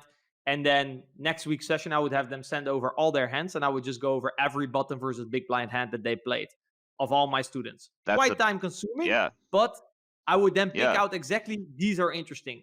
Else they would not have picked those, right? I think Exactly. video review is Like, perfect for that. yeah, 100%. Like when I have students, what we usually start with is a database review. And then if I see if any stats are deviated, I'll just go into the spot and do exactly what you just said, which is go through literally every hand, if it's practical, if they don't have like a 10 million hand sample, and just look at literally every hand. And then I will tag the ones that I think are mistakes. And very often they're like, oh, I didn't know this was a mistake. I didn't know this was a mistake. Yeah, no, we work very similar. I would look at their hot stats and be like, this stat seems a little bit off. And you usually then, if you compare a couple of stats, you kind of see what their strategy is and what the flaw is. And then I'll go out and pick a couple of hands where it's like, yeah, you see, this is where you apparently have a wrong logic. Then I would usually have them explain the hand. I think this is a very important process. Like, explain me the hand, why you played it this way, because I want to hear that flaw, right? Especially as a coach, I think it's very important that you don't say, you played this wrong, you should play it like this. Whereas, like, explain me what you think, and then I'll correct exactly where you go wrong in the hand. You have to fix the logic, not the mistake. Exactly. Yeah, to have lasting change, right? Else the guy will just have like a whole list of like, I shouldn't do this, I shouldn't do this, I shouldn't do this, I shouldn't do this. And then he goes to play, and what does he do? He does it. Because we haven't fixed the correction, basically. So what do you think is holding most people back when they're not successful at poker? Because like you said, it can be a money constraint. But I see a lot of people who they'll come in and, you know, they'll play and I think, wow, this person's really, really smart. And then I never hear from them again, and they quit poker. Like either they're not interested or they just didn't succeed. Variance hits them. There's a lot of reasons. Do you have any insights into what's holding new players back? So I can give I think it's best if I give an answer more technical related, then I'll pass it over to Adam, more mental game related. I mean, mental game related. You could answer this question in a million ways, right? Some sort of self-sabotage coming up. I think technically speaking, maybe I always feel like there's various answers can be found in various areas, right? You can go into a solver and find the answer. But sometimes if you always do that and you stay stuck, apparently you're either doing it wrong, right? That's one. Or the answer that you're looking for is maybe not in that corner. Maybe in order for you to progress, you should work on a more exploitative game, right? Maybe work with more database and analysis, stuff like that. So I think looking for the answers in the same section all the time, even though you're not finding the answer there, that could be, I think, from a technical perspective, a problem. But as you said, if you think they're very good players, but you don't see them anymore, I would say usually, I have to now pass over the ball to Adam. I would say usually there's mentally something going on. Yeah. That's what I think. I think that it's usually a mental game issue rather. Yeah. Yeah. So we take an example of a talented player who comes to you for coaching and you're like, oh, this guy's got it. He's going to be great. And then he just disappears off the radar. I see a lot of those players very often, they've got unrealistic expectations.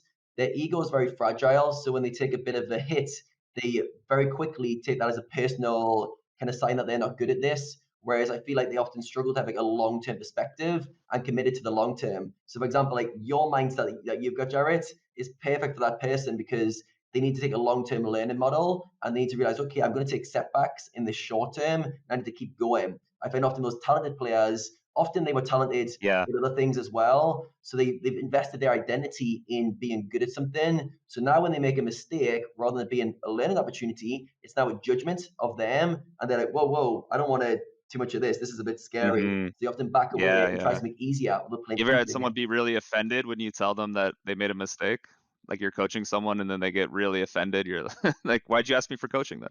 Yeah, yeah, it's almost like a judgment. It's almost in those players, you've got to almost be very careful with them. It's like, oh, I'm trying to give you advice here, but just realize it's just a mistake in your strategy. It's not you as an individual that's flawed in any way. But yeah, I think that's often the obstacle with talented players who are often obviously very smart, very capable. Like I think from a coaching perspective, we can identify these kind of talented players who have everything capable of making good results and good careers. Yeah, very often I think that short-term entitlement and just that almost like inability to be curious and want to learn because they're invested so much in their identity and their current abilities, I think is a common one.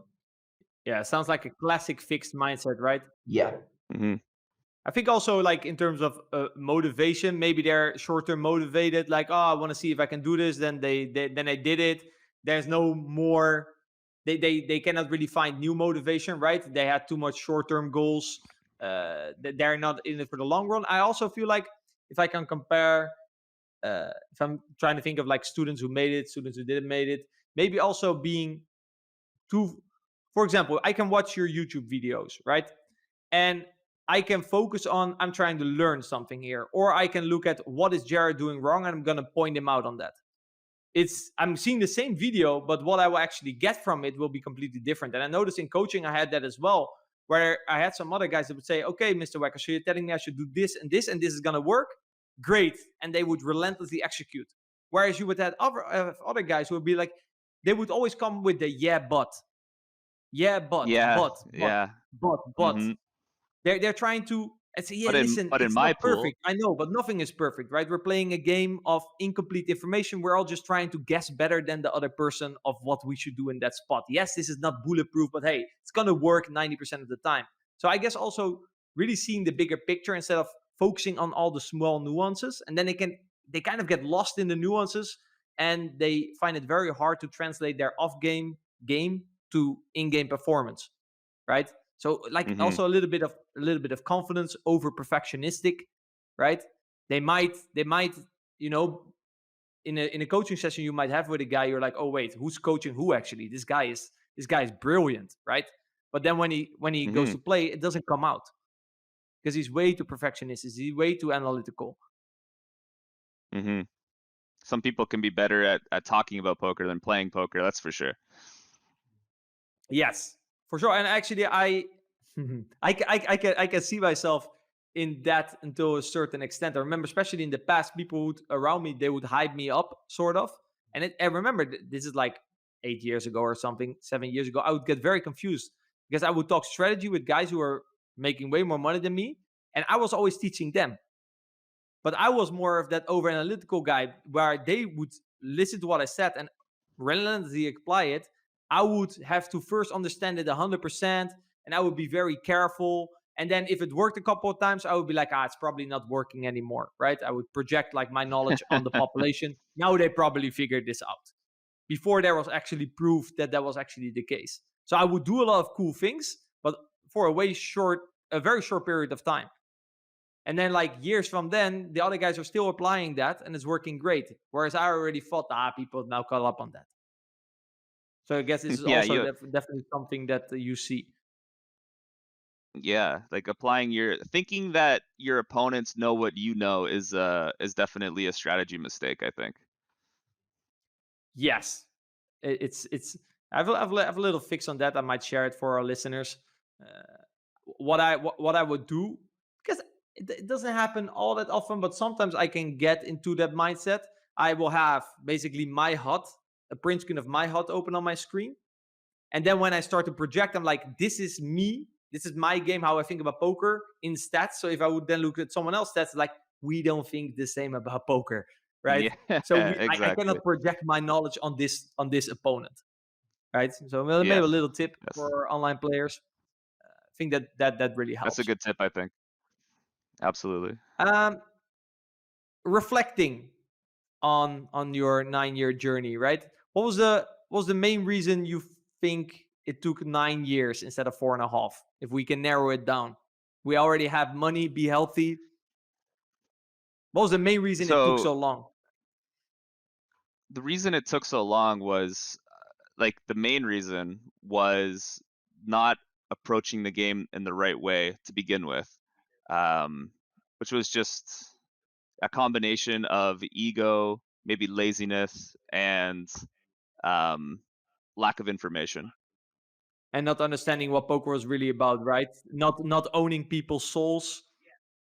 Exactly. Yeah. Yeah. Like it's not about owning people. It's about playing good poker, good strategy poker, and that didn't come in until way too late into my poker career or whatever you call it.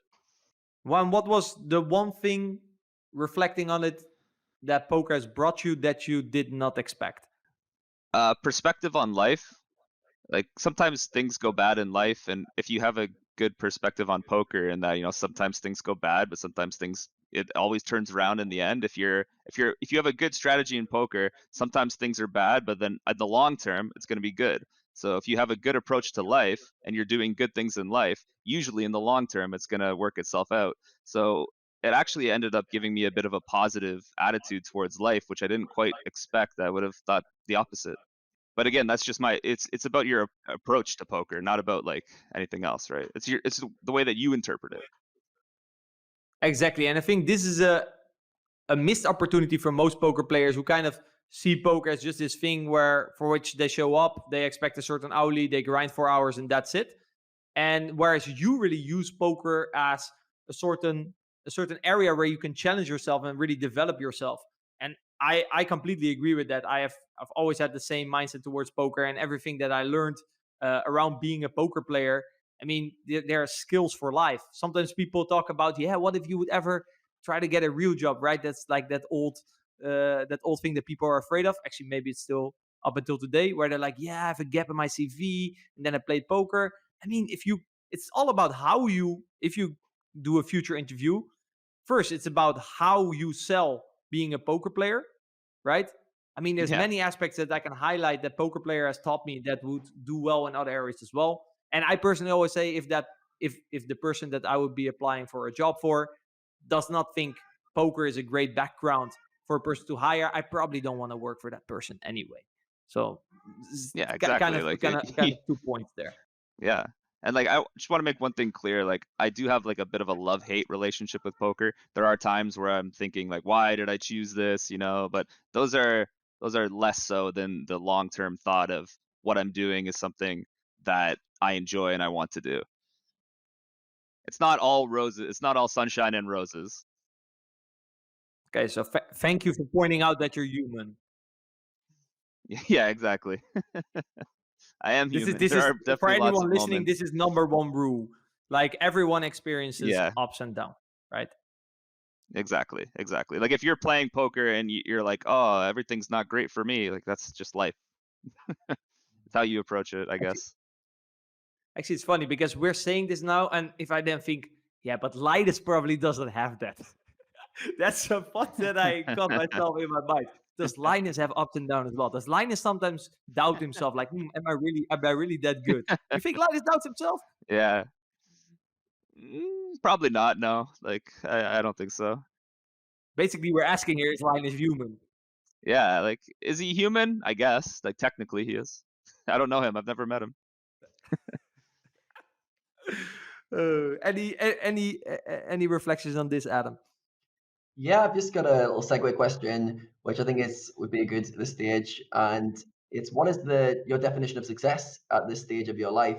I know you've been on a long poker journey, and it sounds like you're very much treating poker like almost like a way of leveling up yourself as a person, and you're enjoying the pursuit. So yeah, I think it'd be interesting to know at this stage, how do you define success in your life, and what's the kind of goal you're reaching towards? So success in my life I define as improving myself and having a good daily life, like a life that I enjoy and I find at least relatively fulfilling.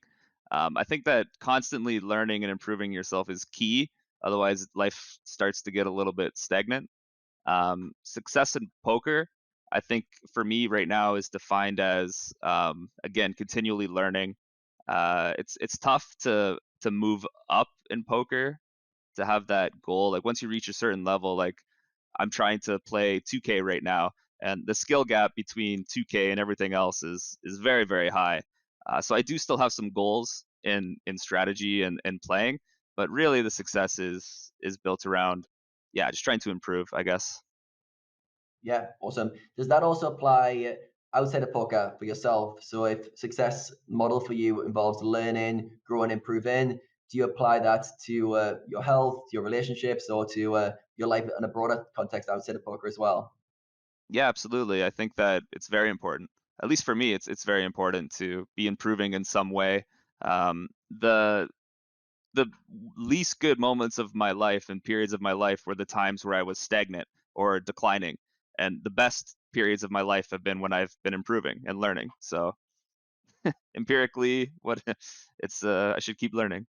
Yeah, I can relate to that as well. It's like my highest value is growth, which to me means improving, learning, and getting better at something. And every time in life where I've had a kind of rough patch or I wasn't enjoying what I was doing, it was always because I wasn't learning, I wasn't growing during that phase. And often, like we talked about with kind of balancing poker with, say, health and doing a gym goal or doing something outside of it, if we're too one track minded or we go all in on something and then progression or learning in that avenue stops, it can create a lot of inner conflict, especially if learning or growth is one of your highest values. So yeah, I think it's really good to know that because it probably means your values are around learning and growth, and we're all different. Some people's values are around family or health or relationships.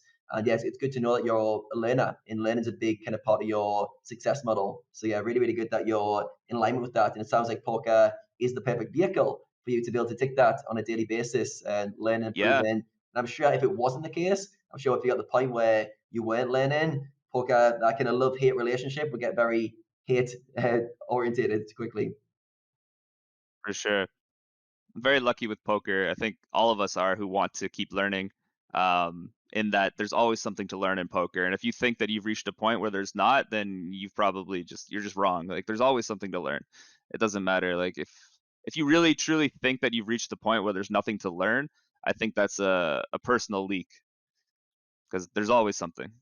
Yeah, Yeah, pain I feel yourself. like it's very counterintuitive, right? Basically, challenging yourself and pushing yourself is actually easier than not pushing yourself. Because if you would not be pushing yourself, you would stagnate, you would feel less energy, you would feel less motivated. Yeah. Then you will Hmm. play worse. You will get frustrated because you're playing worse. Whereas if you're challenging yourself and Yeah. playing versus better players, which seems harder, but it actually gives. I like to always talk about energy. One grind costs energy, the other grind gives a lot of energy back. You're motivated. So I think it's really counterintuitive, but I feel like definitely true. I can definitely relate to that strategy wise as well. My if poker starts to feel like a grind for me, it's because I'm not implementing new strategies. That's why I'm in general growth as well and creativity are definitely my main values. So in my game, you would always see creativity, even though it's not necessary. I should probably simplify. If I start doing that, poker feels like a grind for me. I need bursts of Oh, that's creativity. I need interesting. to make weird plays. Okay. I respect that. Yeah. My play's like the opposite, but I don't feel the need for creativity in my play. So that makes a lot of sense. Yeah, and again, it's important to know yourself, right? Yeah, absolutely.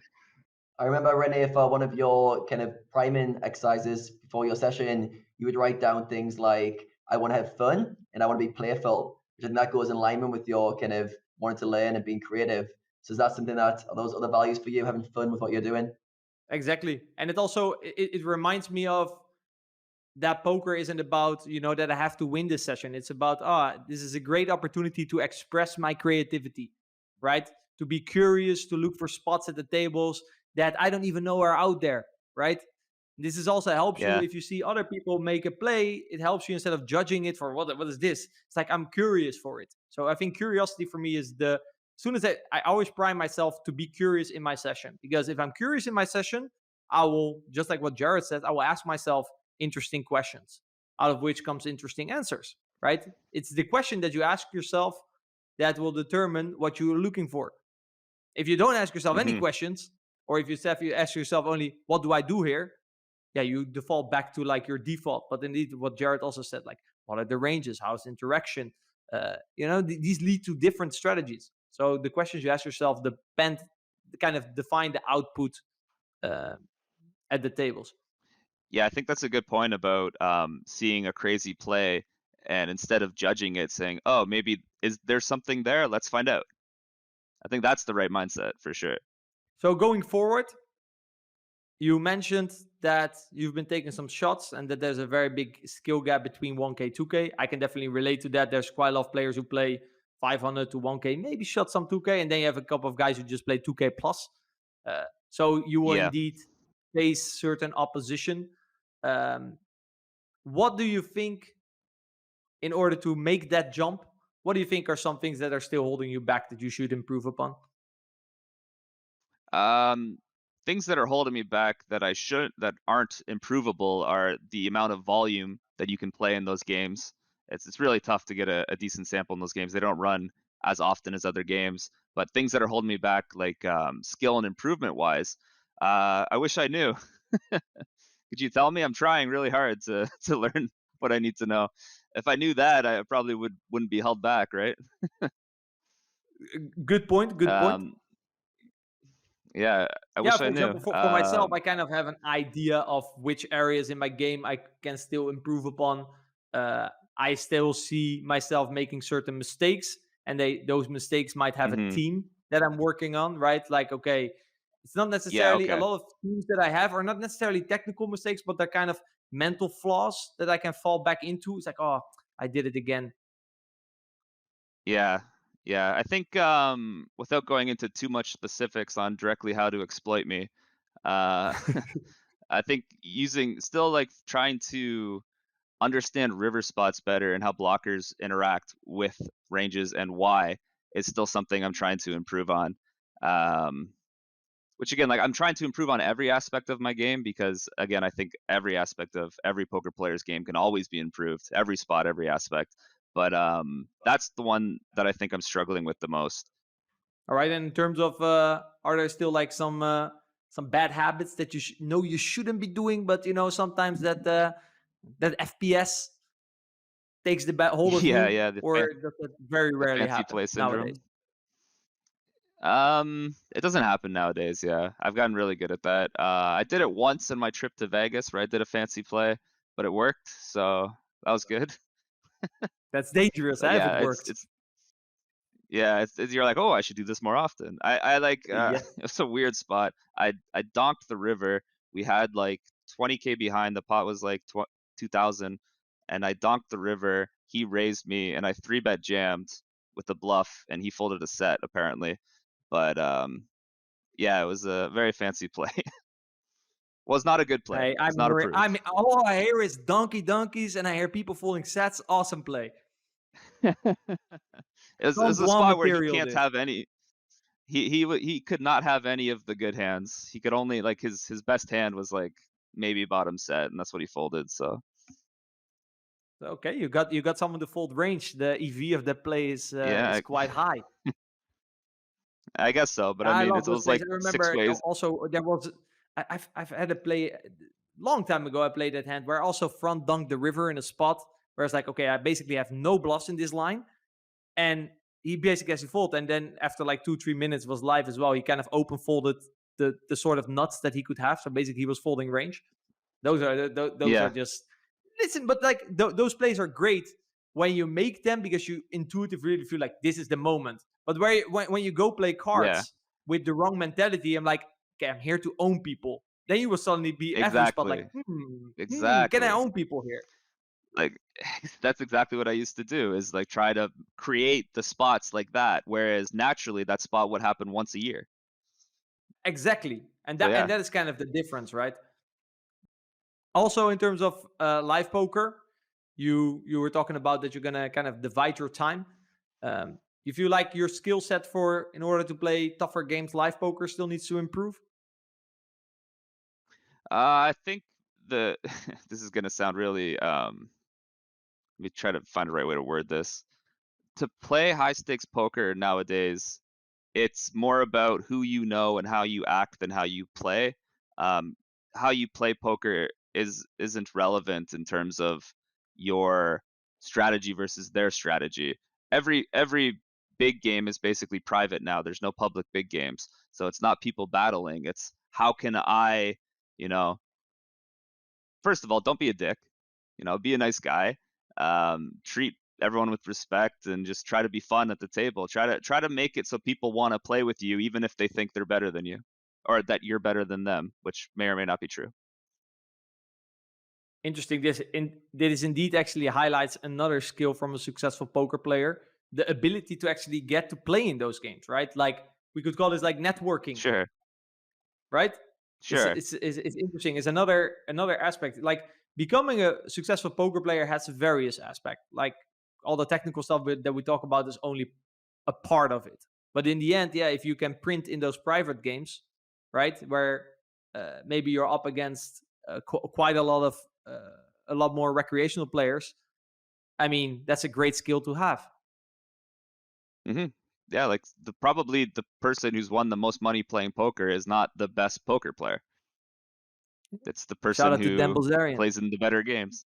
Yeah, sure. Dan Bilzerian, Rick Solomon, whatever, right? Like these people have made probably way more money than Linus, let's say.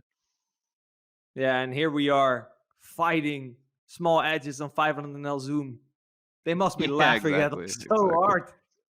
They literally are laughing at us. Yeah, they're like, what the hell are these guys doing? Yeah, I know. Any common mistakes for? I don't know if our audience is mainly online. But that any very common mistakes that you think our audience must be making when they transition from online to live? Give them a little tip. Um, oh, when you transition from online to live, yeah. Okay, so it Both. depends what you're The next playing, question was going to but be vice versa. So okay. So live, it depends how high you're playing, because if you're playing shorthanded live against really good opponents, it's the same game, like unless the structure is different. But usually, what you're talking about is people playing like micro stakes or low stakes online, and then going to play 2-5 at their local casino. And I think that like holding rigid ideas of what your opponent should be doing is the main mistake that people make when they're playing live. Like get that thought out of your head, like, well, my opponent should have this and this and this, and like, no, he doesn't. He has this. He has nothing even close to that. He wasn't even thinking about that. He was checking out the waitress's ass. He doesn't know what range he has. Like just play your game, you know? Like it's people try to do too much, I would say, and like attribute too much and try to implement too much, and it's a lot of playing live low stakes is just playing like good, simple, solid poker. and wait for them to hand you over the money.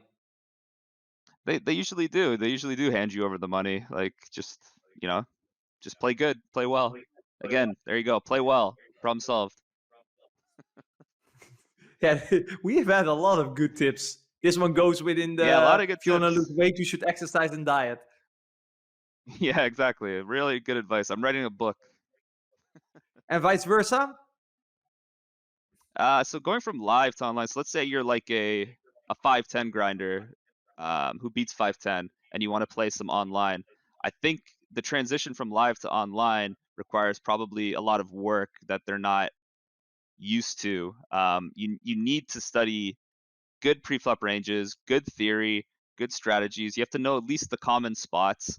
It's a lot different than playing live 510. Like the raw poker skill required to beat live 510 isn't that high. Like no offense to anyone playing live 510, but to beat like 200 Zoom or like online 1-2-2-5, you do need that raw knowledge.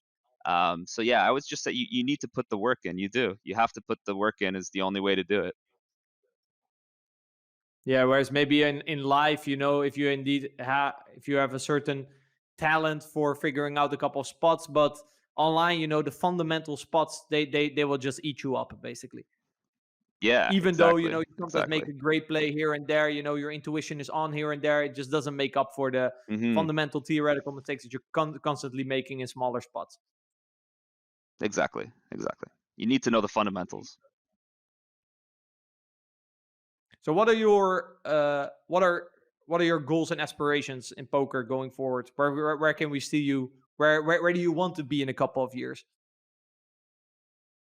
Poker wise, I think where I want to be in a couple years is, like I said, playing some portion of my time online, some portion of my time live.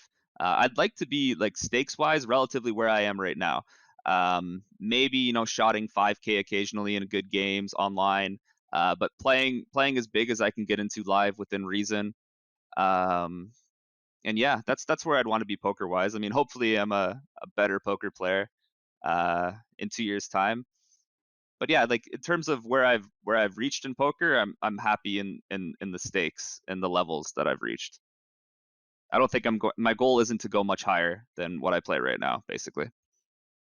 All right, clear. Any final questions for our guest, Adam? I just want to ask, how was your Vegas trip? And I've been in Vegas for the World Series. How was that trip? Were you playing tournaments? Were you playing cash games? How did your trip go overall? Yeah, so the trip was a lot of fun. I played a bunch of tournaments. I studied a bunch of tournaments as well, which again is fun because you're learning something new. I lost a lot of money, but other than that, the trip was really fun. The tournaments were good. They were fun. The fields were good. The cash games were pretty tough. It was like all the people that you play with online were basically there, which is, during the series is what you expect. There's a lot of European players there, a lot of pros. I got into some of the bigger games some of the time, and those were fun. The games are usually good. I didn't run good, but when you play only 500 hands, it's tough to it's tough to always run good. Yeah. So I see you as someone who likes to learn lessons, and you always take a positive angle from things. So even though you lost money from Vegas, what was the biggest positive perspective Try you've to. taken away from that trip? From that trip, I mean, I guess that positive perspective. Well, I mean, other than I just had a really good time and it was a good learning experience for tournaments. Regarding losing money, it's at this point it feels kind of part of the job. Although at one point, I had lost enough money that it was significant to me, like financially, which is never fun, right? When you're on a trip. But I ended up rebounding, results wise, and I ended up not losing as much. But I was just, while that was happening, while I was losing so much, I was proud of the way that I handled myself, in that I still kept playing. I kept playing my game. Didn't put me off too much. Like, yes, I was upset, but you're allowed to be upset when you're losing exorbitant amounts of money, I think. It's just the way that you handle yourself afterwards, which I was happy with. Yeah, I think that's an underrated skill set as well. Like how taking pride in being able to deal with bad variance, bad results, and yeah, it's been look back at yourself during that period and go, you know what? I kept myself together. I kept showing up. I kept working through it. Yes, it was tough. Didn't like going through it, but to take pride in your ability to go for adversity, I think is a really, really big skill set. So yeah, I like that lesson learned from your trip. Yeah, Yeah, being proud and having compassion. absolutely. And like if it happens again, I'll be better equipped to deal with it now. Yeah, compassion towards yourself is something that's very difficult for me to do. But I try to do. I'm curious, like if you go play live and you play very big, and then you go back to Canada and you play significantly lower. Like let's say, for example, you lost a lot in a 20K NL game. It's very hard to make up for those losses playing max 2K online. How do you deal with that mentally? How do you switch? Yeah, so yeah, you have to get rid of the mindset of winning it back. That's like the first thing you need to lose as a poker player, is the mindset of trying to win something back. Like that money's gone. You don't have it anymore. You can't win it back. It's gone. Like there's no winning any money back. Like it's you let it on fire, it's gone. You forget about it. It's a lot easier said than done, though. It's very difficult to go back to the games after you're playing a game that has a $400 straddle sometimes, and it's tough. You're playing with a buy-in the size of the straddle, but it's just again like that money's gone. They're two completely separate universes, and you have to keep them separate in your brain. Otherwise, yeah, you can't grind it back. And this is the thing, right? Realistic expectations. Because if your expectation is, okay, I'm going to try to win it back, which Yeah, is completely unrealistic, and reality strikes you in the face, yeah, you will start tilting. yeah, yeah, absolutely. Maybe also like Yeah, you're a strategic lover, right? So it's not like you're necessarily gonna play to win it back. You're gonna go play online poker because it's like, oh, I'm happy to go play online poker again because I have the strategic things that I'm working on. Maybe it's also mm-hmm, you still mm-hmm. see it a little bit more like that you can get excited for the strategic and competitive aspect, and life maybe a bit more, hey, maybe I'll have a good payday today. Yeah, I wish I was completely detached from the results and I could just focus on the strategy and analyze just the strategy, because that's the part I enjoy about poker, obviously. So yeah, that would be the goal, is to focus on the strategy, and like I'm gonna go here and I'm gonna play this to try to implement whatever strategy and learn whatever strategy. So do you have any final thing? Final thoughts. Well, thank you for having me. This was fun. Um, I like the way, Rene, that you explain poker and talk about poker. Like I watched all your YouTube videos and I watch you stream sometimes. Streaming not so much, just because I don't watch Twitch that much, but I watched all your YouTube videos and I like the way that you always approach poker, and like the way of your what's the word, analytics, or the way that you analyze poker. Um, which is of course why I like to come on the podcast and talk things poker with you. And it seems like we have a lot of, all three of us, similar approaches to like certain aspects of poker. Adam, I don't know your background in poker. I know what you do currently now. Um, did you come from like an online background, like a live background? Yeah, I played online heads up sit and goes from 2011 to 2017. So I went from like Okay, your okay, $15 games. yeah, that makes sense. And moved and built your way up. Okay. So yeah, it seems like we all have kind of similar views on a lot of things in poker, but like I would say our play styles, Rene, are a lot different, which is interesting. Yeah, like a little bit. Like you're implementing more things in your game than I am. I think I'm trying to simplify maybe a little bit too much at times, but like obviously everyone's game is similar nowadays, because if it's not, you're losing money. Like you can only do so many plus EV strategies. But Hmm. yeah, I just find it interesting how people with like the similar approaches to poker can end up with different strategies. And I think it was you said that creativity was an important part of your life and the way you play poker. And I found that really interesting, because I wish I could find the thing that I need, and apply that to poker and just have it be a more fulfilling experience, which it sounds like it is for you. Yeah, again, but I think for you it was also really the strategical aspect, right? Where it's for Yeah, me, yeah, it is exactly. the strategic aspect as well. But I think the biggest difference that I usually notice between me and maybe other players, and especially like I would say newer school, because I'm basically a dinosaur in poker, right? We can we can call myself that. Whereas in the past, I think creativity was really well rewarded because there was no solver, right? You Yeah, had to figure out, you had to yeah, come up with yeah, strategy. Nowadays, exactly. like with solvers, I do still try to, instead of saying, "Hey, solvers are here now, the room for creativity is gone." I don't believe that. I think you can still play creative with a solver, for example, right? You can still Yeah, yeah, be creative in that. And I think it's again the questions that you ask yourself, right? Most players are really playing from a base that they, okay, own solid base, other people deviate, my strategy wins, right? Where I understand all that and I try to do that as well as possible, but I'm always looking for opportunities where I can deviate to make higher EV, right? That yeah, is still the thing that I like the most. Sometimes I will yeah. over apply it, right? But I would still call myself more of an exploitative player. That's fair, yeah, and I guess that's the difference that I'm describing between our games. So that's something that, if I plan to play like 500 Zoom for long term, that's something I should start working on my game.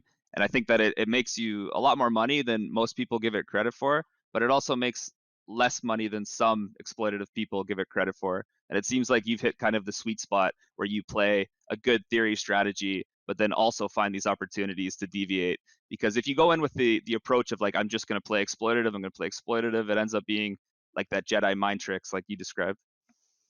Yeah, and that's not at all the frame that I come from. Come from a frame. I'm gonna play Yeah, solid, exactly.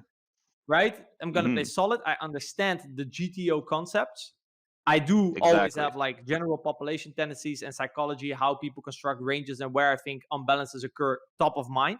And then from there, I still look at who is my opponent. Who is my opponent is always one of the highest questions that I have on my list. Whereas newer school players have that question very low on their list.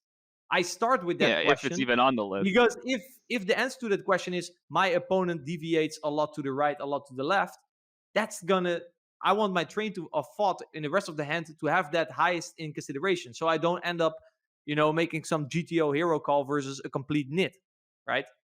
Yeah, that's exactly what Whereas, I for think, in my example, opinion, if what who people is should my be doing. opponent? My opponent is Jarretman. I'm like, okay, Jarretman is pretty solid player. So I'm a little bit more handcuffed, right, in terms of what I can get away with, what I'm gonna do. So against you, for Hmm. example, I might just try to play more solid. Whereas if I see an opponent who's maybe a little bit less competent, that's when I get in my element because I can do a lot of shit, right? Yeah, but the only reason you can do the shit is because you know how to play solid. A lot of people don't get that you need to Exactly. learn how to play solid first, and then you can do the shit. Because if you can't play solid, there's no point. Like, you need to have that GTO baseline, and then you can exploit people. It's a big misconception that it's like exploitative versus GTO, but really it's just the same thing. It is the same thing. Yeah. Only the question Yeah, that you have to ask yourself always, and that's the question: does theory, like the exact uh, outcome of theory, does it? Theory always equilibrium. applies, but exactly how it applies, just like in a solver, uh, it doesn't. And I notice poker for me, I play worse, and it's least enjoyable when I go in the mindset of, okay, what do I have to do there, and then the what is like solver. That's when poker is least enjoyable for Mm, me. It's also not, I would say, my pure strength. And then creativity gets lost and I play worse, right? Where yeah, every that's time when I go back to, okay, absolutely. what am I trying to achieve in my hand? And then when I say, what do I have to do? What does the wacko? What would the wacko do? And Sure, then yeah. sort of the magic comes. Yeah, when I stopped thinking in terms of, okay, what would the solver do, and more in terms of why is it doing this, therefore why should I be betting this here, that really helped my game. So yeah, I agree. Do you still notice sometimes that you fall back in like what does the solver do patterns? When it comes to choosing bet sizes on the flop, yes, because that is a little bit of memorization. I don't think it's super Mhm. intuitive to know like which bet sizes are good on which flops unless you've looked at a sim. But other than Mhm. that, no. I've been pretty good lately in deciding what to do for good theory reasons rather than deciding what to do because I remember that the solver did this one time. And I find that it's improved my game a lot. For me, I asked that question for you, how to get higher. For me, is to think like that more consistently. I'm not happy with the amount of time that my mind still goes to too much theory type of stuff. So that for me Hmm. is a room of improvement. Even though I'm an absolute advocate of not doing that, I still feel like percentage wise I do that too often. And I would say almost all my That's mistakes fair. are related to that, and also the Yeah. misapplication of theory as well. Yeah, misapplication is the most dangerous thing. But yeah, Like that's over applying a certain concept. yeah, definitely. You got to be careful when you learn new concepts in poker. You have to realize that it doesn't always apply to every single situation. Like, I remember when I first learned, I know we're going back a little bit, but here, when I first learned about overbetting turns, I would just overbet every turn all the time. My turn C bet was like 80% or something. I was like, that's it. Haha, it's a turn we can overbet. I'm overbetting. I didn't care what it was. Yeah, you're so fixated on the EV of the overbet that you forget to take in consideration the EV of the other options, right? Yeah, exactly. Or why we're And, overbetting and why we're allowed to overbet. yeah, and then you start to get blind for the other opportunities. Exactly. Exactly. You get too fixated on one thing. All right, well, Adam, if you don't have any final questions or if Jarret doesn't have any final words, then I think we're gonna round it up here. No final words. They're both very Sounds good. silently looking Sounds at good. No me. final words. Okay. Yeah. Well, Jarret, I really want to thank you for coming on. Also, thank you for all the nice words about about my content. I really appreciate your content too. Shout out again, YouTube. Help me go check him out. Great play and explain videos. Really has a very good way of explaining. I think everyone would learn from that a lot. So go check that out. Well, thank you very much, and thank you for having me. Adam, it was nice to meet you. Thanks for having me on the podcast. You too, Rene. Nice. Thanks for having me. It was a lot of fun. Wow, what a great conversation that was with Jarretman. A lot of goodness in there. Very curious about your takeaways, Adam. Yeah, that was a great conversation. And yeah, there's so many amazing takeaways that hopefully the audience picked up on. One of the main trend lines that I got going through that whole conversation was Jarret's ability to turn obstacles into opportunities. He almost has this kind of superpower to reframe everything as a learning opportunity and something he can get better from. And as a result, he doesn't put pressure on himself in the short term. He doesn't get as involved in results because he's always trying to learn and improve.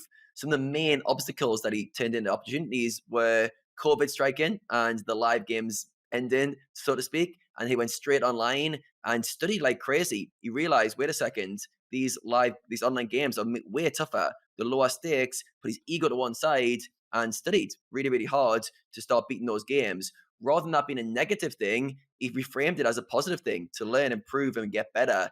During that time as well, he managed to lose 60 pounds and get himself in great shape and treat his health and fitness as a main goal. Again, most people at that time were missing gym sessions and getting out of shape. So again, obstacle turned into an opportunity. And very often he would back himself to be able to learn. He treats himself as someone who's got a good memory and he's a lifelong learner. And every time he got pushed into a corner where he had to learn the online games or change the situation, he would back himself in his ability to learn. And he backed it up with hard work as well. So it wasn't just like a kind of wishy-washy approach. He put in the work and studied hard to get through those obstacles. Another thing I thought was very interesting was when he talked about in Vegas losing some money in the live games, some of the bigger stakes, and then coming back to the online games. And you asked him about how challenging that is to play a lot lower online compared to live, and how do you kind of win the money back, so to speak. And he quickly went, you've got to forget about winning it back. You've got to forget the mindset of regaining your losses. And that's such a powerful lesson for poker players overall. Forget about winning back. It's all like you starting fresh on a new day, on a new slate. When you're on a downswing, rather than trying to win that money back, start from a fresh graph, from a fresh perspective. I've never really heard someone say completely forget about winning it back because it's such a normal part of poker conversations. So yeah, so many lessons learned from him there. I thought he was a very thoughtful guest. And I was just surprised as well how long it took him to get from the micro stakes. But as we drilled into it, we could see he said it was laziness, his ego, but also like just not knowing what to do. Just didn't know how to approach poker. But once he figured it out, once he read some books and got directed, all of a sudden he was off to the races. And his skill of learning started to kick in and he was able to keep progressing. So yeah, so many lessons I could have expanded on, but they're the main ones I'll take away from this conversation. How about yourself, Rene? What were some of the main lessons you learned from Jarret? Yeah, it was interesting that you talked about in that 5 years that he was basically recreational, right? He couldn't win, and that it had everything to do with he came there to try to own people's souls, right? He saw Tom Dwan do it, and he's like, "This is what poker is about making that fancy play." And then basically the book taught him to listen. You should play solid strategies, and then players make mistakes, and you make money, right? And now later down in his career, he did say that he sometimes throws out some FPS. I love the hand that he played where he said like he dunked, he re-raised the river, he couldn't really have anything. That gets my heart going. But he now knows when to time it, right? That's a very big difference. Also, necessity also came back quite often, right? When the necessity was there, he would deliver. And he would actually actively look for necessity, right? He would raise necessity. I read a book once, I think it was from Brandon Burchard, where he talks about high performance habits, and there's 6 habits, and I know that one of them is raising necessity. And you could really see that coming out with Jarret. So yeah, some other great stuff, of course. Let's not forget, if you want to lose weight, you should exercise and eat healthy, right? Yeah. There were a couple of very good ones in there. Also have some money, have a good bankroll, so you don't have to worry about results.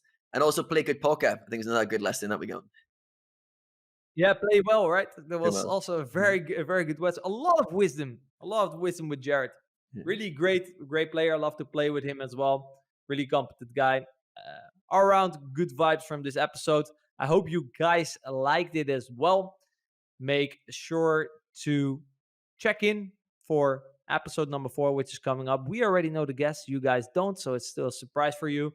I'd like to thank you all for tuning in and see you in the next episode. Now, if you learned something in this episode, we would much appreciate it if you like and subscribe. Leave a comment with your main takeaways, give us a 5-star rating, and follow the pod. This way we can reach more players and help them reach their big and ambitious poker goals. And if you want us to help you get to those goals, go over to pokerambition.com to find out more.